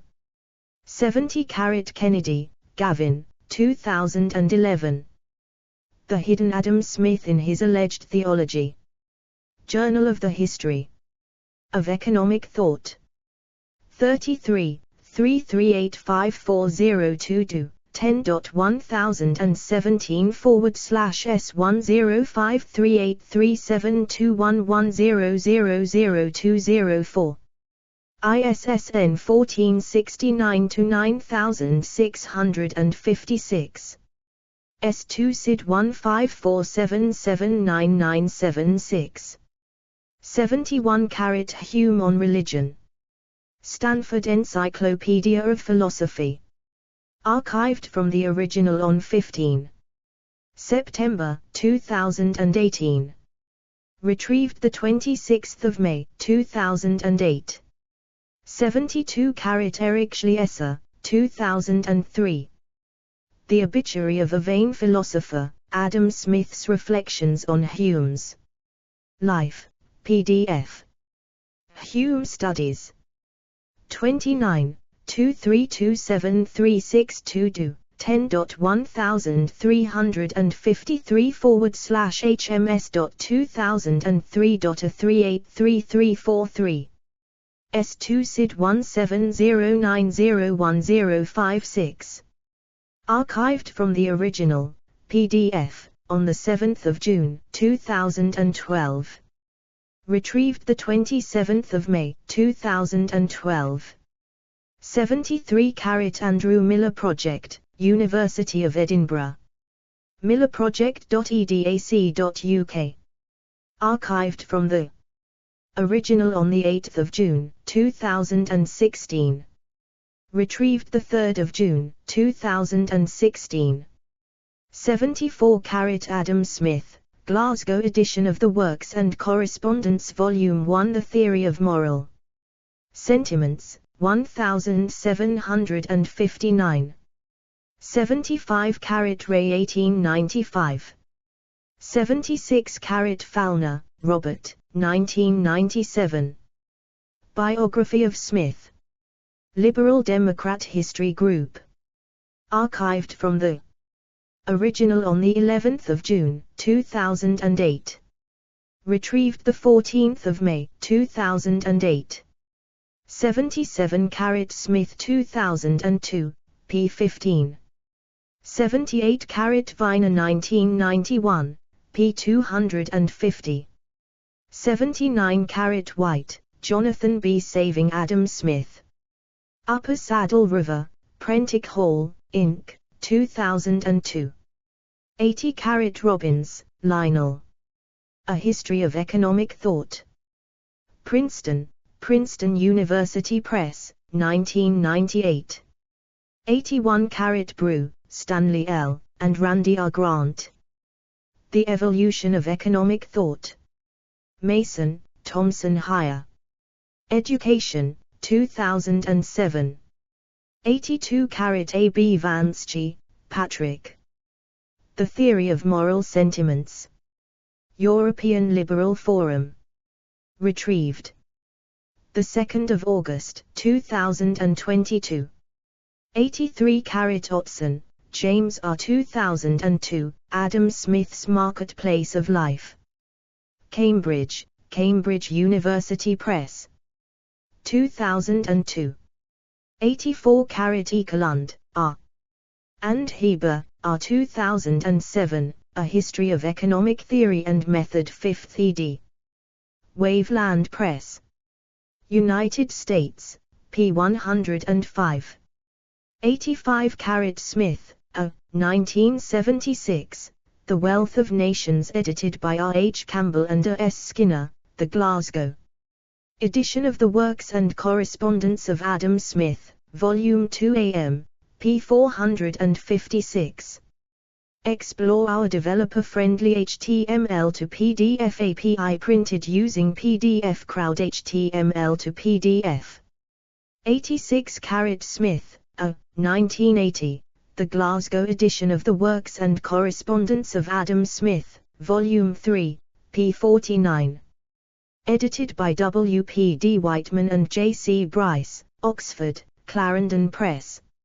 87 Smith, A. 1976, The Glasgow edition of the Works and Correspondence of Adam Smith, Volume 1, pp. 184185, edited by D. D. Raphael and R. L. McF, Oxford, Clarendon Press.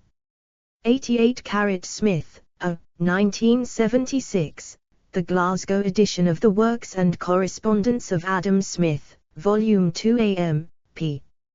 456, edited by R. H. Campbell and R. S. Skinner, Oxford, Clarendon Press. 89 Smith, A. 1976, The Glasgow edition, Volume 2 AM, pp. 26-27.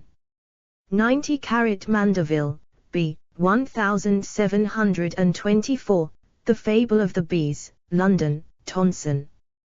91 Smith, A. 1976, The Glasgow Edition, Volume 2 AM, pp.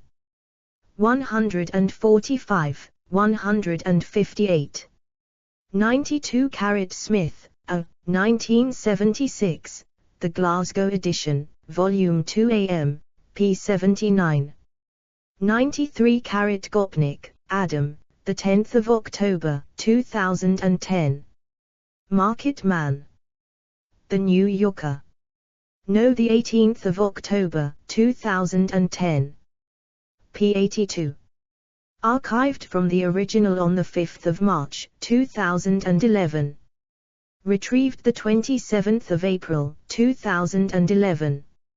94 Samuelson, Pia./Nordors, William D., 1989, Economics, 13th ed., NYTL, McGraw-Hill, p. 825. 95 Samuelson, Pia./Nordors, William D., 1989, IDEM, p. 825. 96 Buchan 2006, p. 80. 97 Stewart, D., 1799, Essays on Philosophical Subjects, to which is prefixed an account of the life and writings of the author by Dugald Stewart, FRSE, Basel, from the Transactions of the Royal Society of Edinburgh, read by Mr. Stewart, the 21st of January, and the 18th of March, 1793, in the Glasgow edition of the works and correspondence of Adam Smith, 1982, Volume 3, pp. 304 ff. 98 Berthollet, August, 2021. Constant, Sysmondiet la Polen. Annals Benjamin Constant. 46. 8081. 99 Smith, A. 1976, Volume 2 AM, p. 10, idem. 100 Smith, A. 1976, Volume 1, p. 10, para. 4. 101 The Glasgow edition of the works and correspondence of Adam Smith, 1982, 6 volumes. 102 Adam Smith Jonathan Swift. University of Winchester. Archived from the original on 28 November 2009. Retrieved the 11th of February 2010. 103 100 Best Scottish Books, Adam Smith, archived the 20th of October 2013 at the Wayback Machine. Retrieved the 31st of January 2012. 104 L. Seabrook, 2006. Global Standards of Market Civilization. p. 192. Taylor and Francis, 2006. 105 Stigler, George J. 1976. The Successes and Failures of Professor Smith, Journal of Political Economy, 84, 6, pp. 1199, 1213, 1202. Also published as Selected Papers, number 50, PDF. Permanent Dead Link, Graduate School of Business, University of Chicago. 106 Samuelson, Paulo. 1977. A Modern Theorist's Vindication of Adam Smith, American Economic Review, 67, 1, p. 42. Reprinted in J.C. Wood, ed., Adam Smith, Critical Assessments, pp. 498509. Preview. Archived the 19th of March, 2015 at the Wayback Machine. 107 Schumpeter, History of Economic Analysis. New York, Oxford University Press. p. 185. 108 Roemer, J. 1987. Marxian Value Analysis. The New Palgrave, A Dictionary of Economics, v. 383. 109 Mandel, Ernest, 1987. Marx, Karl Heinrich, The New Palgrave, A Dictionary of Economics v. pp. 372, 376. 110 Marshall, Alfred, Marshall, Mary Paley, 1879. The Economics of Industry. Macmillan. p. 2. ISBN 978-1855065475. Archived from the original on 13 June, 2020. Retrieved 13 May, 2020. Explore our developer-friendly HTML to PDF API printed using PDF Crowd HTML to PDF. 111 Chvins, W. Stanley, 1879. The Theory of Political Economy, 2nd ed. p. 14. Archived from the original on 13 June, 2020. Retrieved 13 May, 2020. 112 Clark, B. 1998. Political Economy, A Comparative Approach, 2nd ed., Westport, CT, Prieger. p. 32. 113 Campus, Antonietta, 1987. Marginalist Economics, The New Palgrave, A Dictionary of Economics. v. p. 320. 114 Smith 1977, Book I, Chapter 2. 115 The Vanity of the Philosopher, From Equality to Hierarchy in Post-Classical Economics, 2. Archived 4 October, 2012 at the Wayback Machine. 116 The Wealth of Nations, Book 5, Chapter 1, Part 2.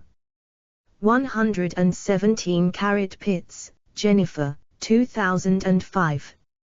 A Turn to Empire, The Rise of Imperial Liberalism in Britain and France. Princeton University Press. pp. 3958. ISBN 978-1-4008-2663-6.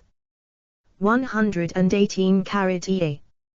Benions, Adam Smith's Project of an Empire, Cambridge Historical Journal 1, 1925 249283. 119 Anthony Howe, Free Trade and Liberal England, 1846–1946, Oxford, 1997. 120 J. Shield Nicholson, A Project of Empire, A Critical Study of the Economics of Imperialism, with special reference to the ideas of Adam Smith, London, 1909. 121 Mark William Palin, Adam Smith as Advocate of Empire, c. 1870–1932, archived 22 May 2015. At the Wayback Machine Historical Journal 57, 1, March 2014 179198. 122 Clydesdale £50, 1981. Ron Wise's Banknote World. Archived from the original on 30 October 2008. Retrieved 15 October 2008. 123 Current Banknotes, Clydesdale Bank. The Committee of Scottish Clearing Bankers. Archived from the original on 3 October 2008. Retrieved 15 October 2008. 124 carat Smith replaces Elgar on £20 note. BBC. The 29th of October, 2006. Archived from the original on 24 March, 2007. Retrieved the 14th of May, 2008. 125 carat Blackley, Michael, the 26th of September, 2007. Adam Smith sculpture to tower over Royal Mile. Edinburgh. Evening News. 126 carat Philo, Marilyn, the 13th of March, 2001. CCSU welcomes a new kid on the block. The Hartford Courant. 127 carat Kelly, Pam, the 20th of May, 1997. Peace at UNCC is a puzzle for Charlotte, artist says. The Charlotte Observer.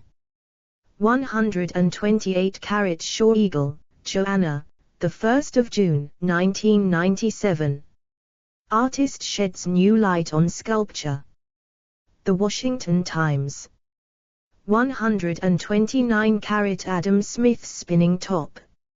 Ohio Outdoor Sculpture Inventory. Archived from the original on 5 February, 2005. Retrieved the 24th of May, 2008. 130 carat Wilson, Caroline, the 4th of December, 2023. University of Glasgow honours famous graduate at historic site. The Herald. P11.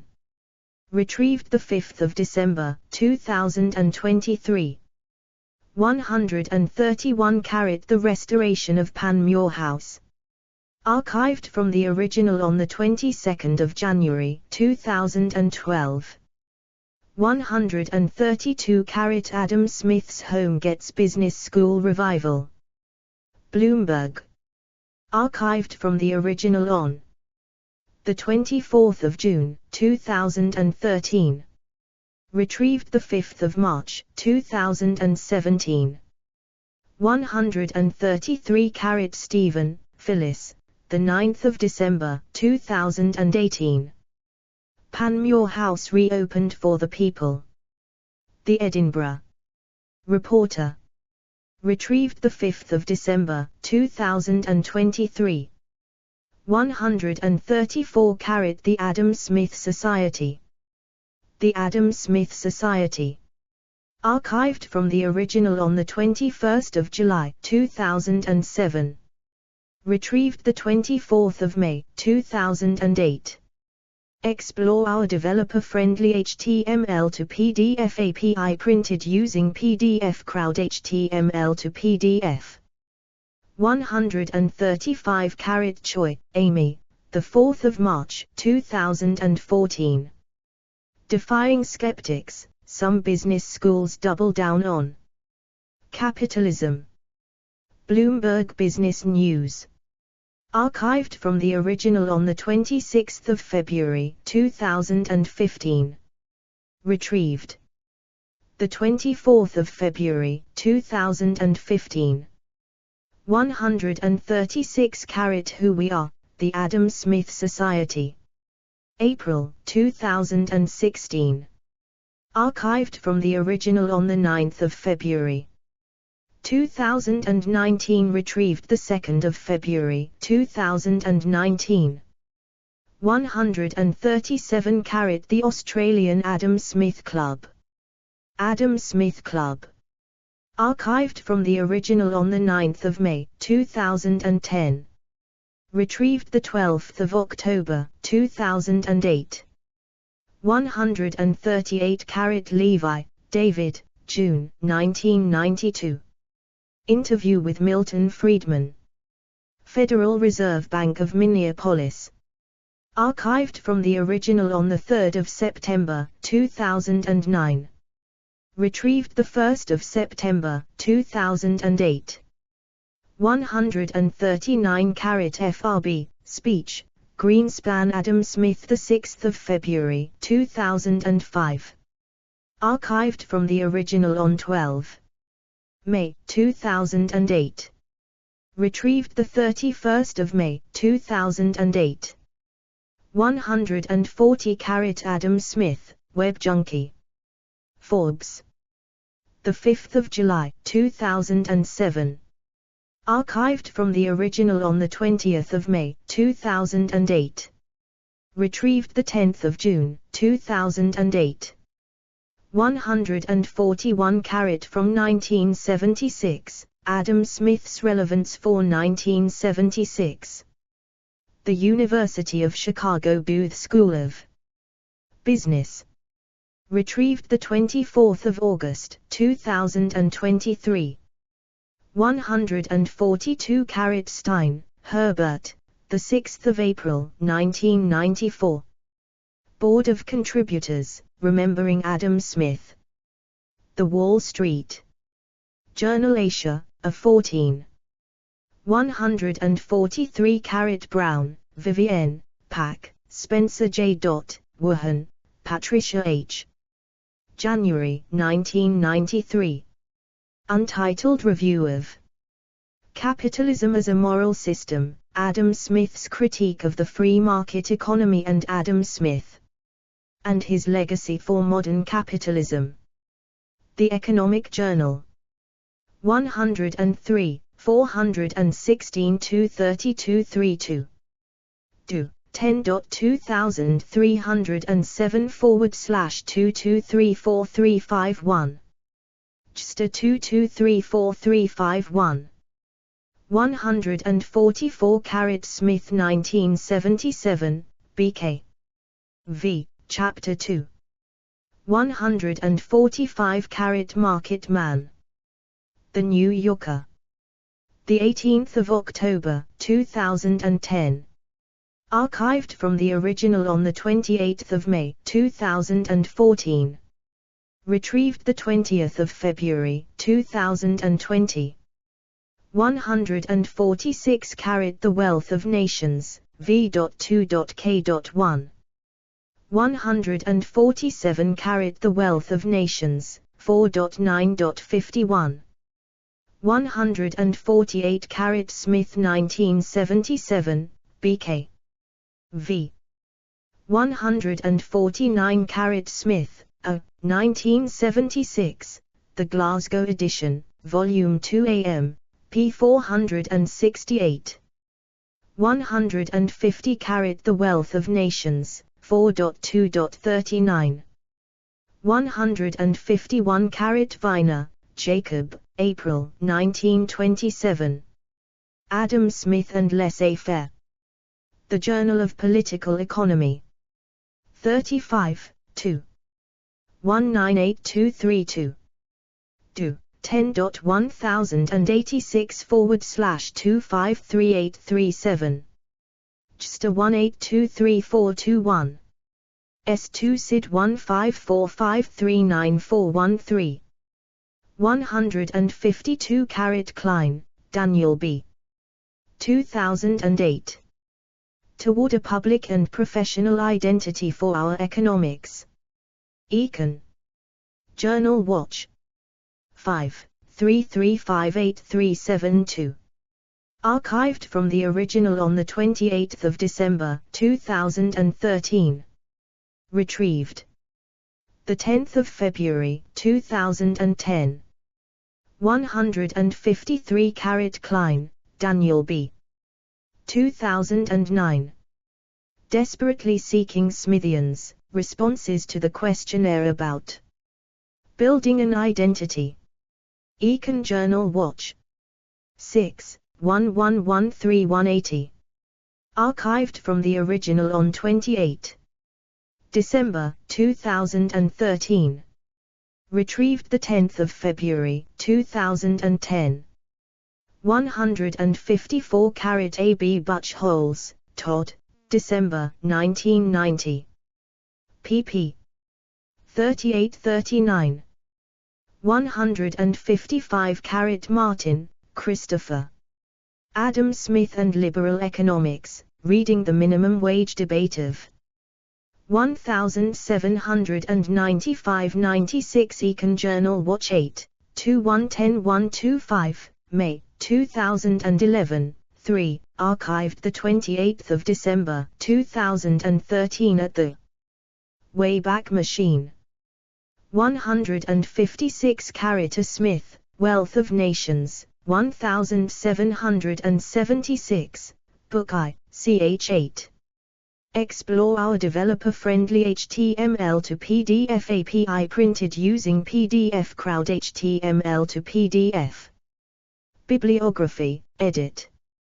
Benians, E. 1925. 2. Adam Smith's Project of an Empire. Cambridge Historical Journal. 1.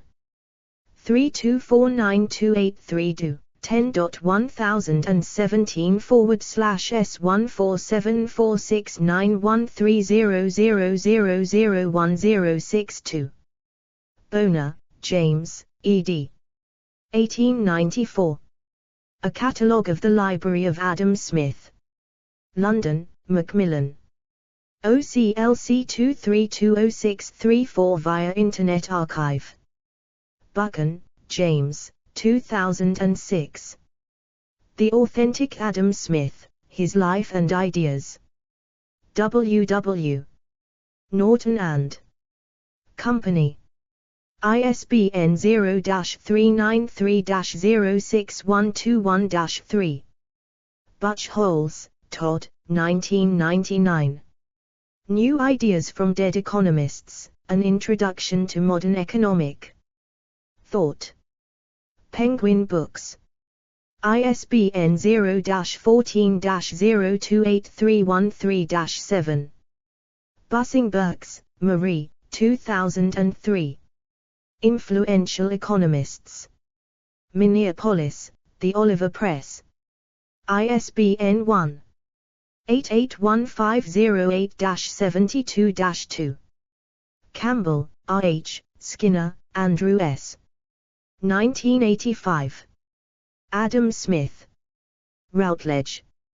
ISBN 0-7099-3473-4.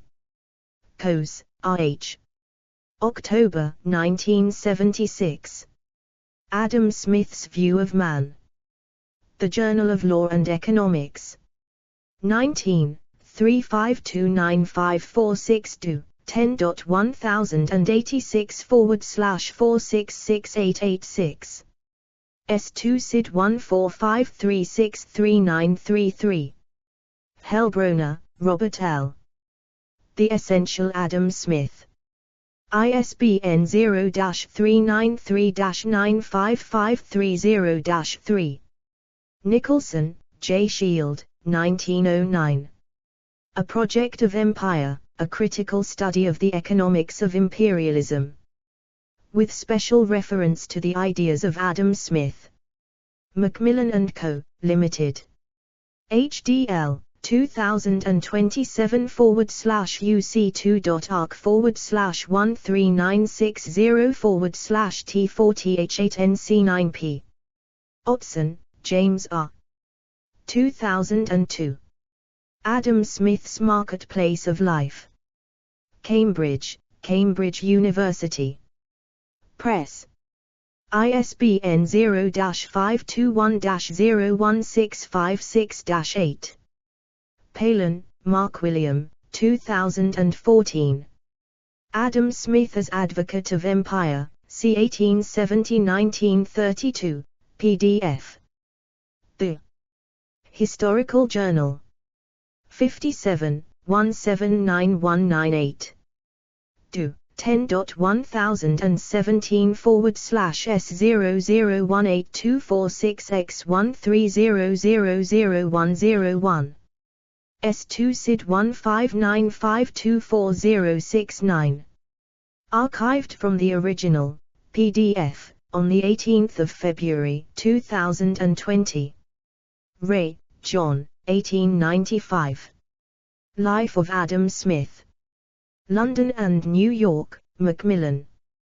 ISBN 0-7222-2658-6.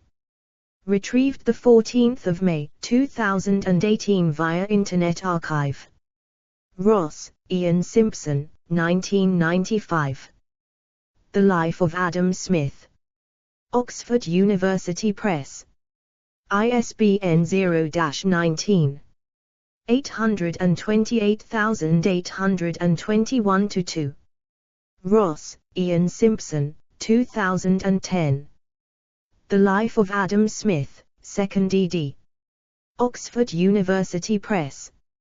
Skousen, Mark, 2001. The Making of Modern Economics, The Lives and Ideas of Great Thinkers. M.E. Sharp. ISBN 0-7656-0480-9.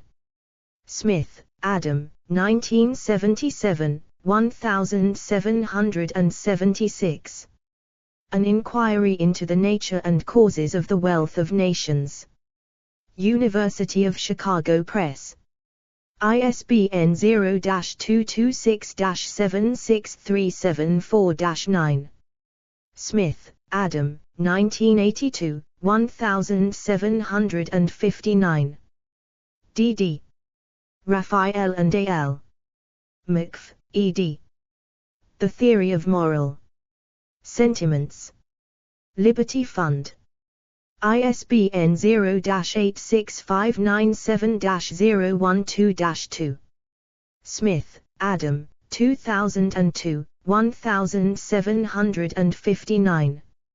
Nudhay Carnson, ed. The Theory of Moral Sentiments. Cambridge University Press. ISBN 0-521-59847-8. Explore our developer-friendly HTML to PDF API printed using PDF Crowd HTML to PDF. External videos.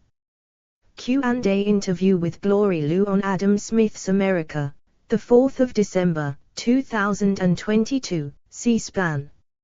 Smith, Vernon L. July 1998. The Two Faces of Adam Smith. Southern Economic Journal. 65. 1219 do. 10.2307/10613449. JSTA 1061349. S2 SID 15400279. Tribe, Keith, Mitsuta, Hiroshi, 2002. A Critical Bibliography of Adam Smith. Pickering and Chatto. ISBN 978-1-85196-741-4. Viner, Jacob, 1991. Douglas A. Irwin, ed. Essays on the Intellectual History of Economics. Princeton, N.J., Princeton University Press. ISBN 0-691-04266-7. Further reading, edit. Butler, Amon, 2007. Adam Smith A Primer. Institute of Economic Affairs. ISBN 978-0-255-36608-3. Cook, Simon J. 2012. Culture and Political Economy, Adam Smith and Alfred Marshall. Tabor. Copley, Stephen, 1995. Adam Smith's Wealth of Nations, New Interdisciplinary Essays. Manchester University Press. ISBN 0-7190-3943-6. Gliha, F. 1977. Adam Smith and the Wealth of Nations, 1776 1976. University Press of Colorado. ISBN 0-87081-082-0. Haykonson, Nud, 2006. The Cambridge Companion to Adam Smith. Cambridge University Press. ISBN 0-521-77924-3. Hamowy, Ronald, 2008. Smith, Adam, 1723-1790.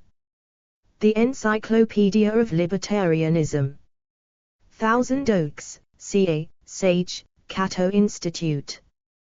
pp. 474-72. Do. 10.4135/9781412965811.N287. ISBN 978-1412965804.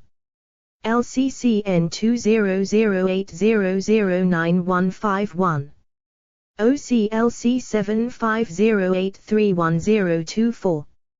Hardwick, D. and Marsh, L. 2014. Propriety and Prosperity, New Studies on the Philosophy of Adam Smith. Palgrave Macmillan. Hollander, Samuel, 1973. Economics of Adam Smith. University of Toronto Press. ISBN 0-8020-6302-0. Liu, Glory M. 2022. Adam Smith's America, How a Scottish Philosopher Became an Icon of American Capitalism. Princeton University Press. ISBN 978-0691240879. McLean, Ian, 2006. Adam Smith, Radical and Egalitarian, An Interpretation for the 21st Century. Edinburgh University Press. ISBN 0-7486-2352-3. Milgate, Murray and Stimson, Shannon. 2009. After Adam Smith, A Century of Transformation in Politics and Political Economy. Princeton University Press. ISBN 978-0-691-14037-7. Mullen, Roger, Smith, Craig, and Mockery, Robbie, eds. 2023, Adam Smith, The Kirkcaldy Papers, Adam Smith Global Foundation, Kirkcaldy, ISBN 978-1399963497. Muller, Jerry Z. 1995. Adam Smith in His Time and Ours. Princeton University Press. ISBN 0-691-00161-8. Explore our developer-friendly HTML to PDF API printed using PDF Crowd HTML to PDF. External videos. Presentation by Jesse Norman on Adam Smith, What He Thought, and Why It Matters, the 19th of September. 2018, C-SPAN. Norman, Jesse, 2018. Adam Smith, What He Thought, and Why It Matters. Alan Lane. O'Rourke, P.J. 2006. On the Wealth of Nations. Grove/Atlantic Incorporated. ISBN 0-87113-949-9. Otson, James, 2002. Adam Smith's Marketplace of Life. Cambridge University Press. ISBN 0-521-01656-8. Otson, James, 2013. Adam Smith. Bloomsbury. ISBN 978-1-4411-9013-0. Philipson, Nicholas, 2010. Adam Smith, An Enlightened Life, Yale University Press, ISBN 978-0-300-16927-0, 352 pages, scholarly biography. Pitchett, Eric, 2004. Adam Smith, J. Economize. French biography. ISBN 978-2843720406. Vianello, F. 1999. Social Accounting in Adam Smith, in, Mungiovi, G. and Petri F. eds. Value, Distribution and Capital. Essays in Honor of Pierangelo Garegnani, London, Routledge. ISBN 0-415-14277-6. Winch, Donald, 2007, 2004. Smith, Adam. Oxford Dictionary of National Biography. Online ed. Oxford University Press. Do. 10.1093/ref-odm/25767. Subscription or UK Public. Library membership required. Wallock, N. 2015. Symposium on Jack Russell Wainstein's Adam Smith's Pluralism. Rationality, Education and the Moral Sentiments. Cosmos and Taxes. Adam Smith and Empire, a new Talking Empire podcast. Imperial and Global Forum, 12. March 2014. External links, edit. Adam Smith at Standard eBooks. Works by Adam Smith at Open Library. Works by Adam Smith at Project Gutenberg. Works by or about Adam Smith at the Internet Archive. Works by Adam Smith at LibriVox, public domain audiobooks. References to Adam Smith in historic European newspapers. Adam Smith. Archived from the original on the 17th of May, 2009. Retrieved the 17th of May, 2009. At the Adam Smith Institute. Categories: Adam Smith 1723 births, 1790 deaths, 18th century Scottish writers, 18th century British philosophers, academics of the University of Glasgow, Age of Enlightenment alumni of Balliol College, Oxford alumni of the University of Glasgow, British classical liberal economists, British male non-fiction writers. Burials at the Canongate Kirkyard, Capitalism, classical economists. Explore our developer-friendly HTML to PDF API printed using PDF Crowd. HTML to PDF. Critics of work and the work ethic, Enlightenment philosophers, Fellows of the Royal Society. Fellows of the Royal Society of Edinburgh, Founder Fellows of the Royal Society of Edinburgh. Members of the Philosophical Society of Edinburgh, Political Realists. People of the Scottish Enlightenment, people from Kirkcaldy, Philosophers of Economics. Philosophers of Logic, Rectors of the University of Glasgow, Scottish business theorists. Scottish classical liberals, Scottish economists, Scottish libertarians, Scottish logicians. Scottish philosophers, Scottish scholars and academics, social philosophers. Virtue ethicists. Explore our developer-friendly HTML to PDF API printed using PDF Crowd. HTML to PDF.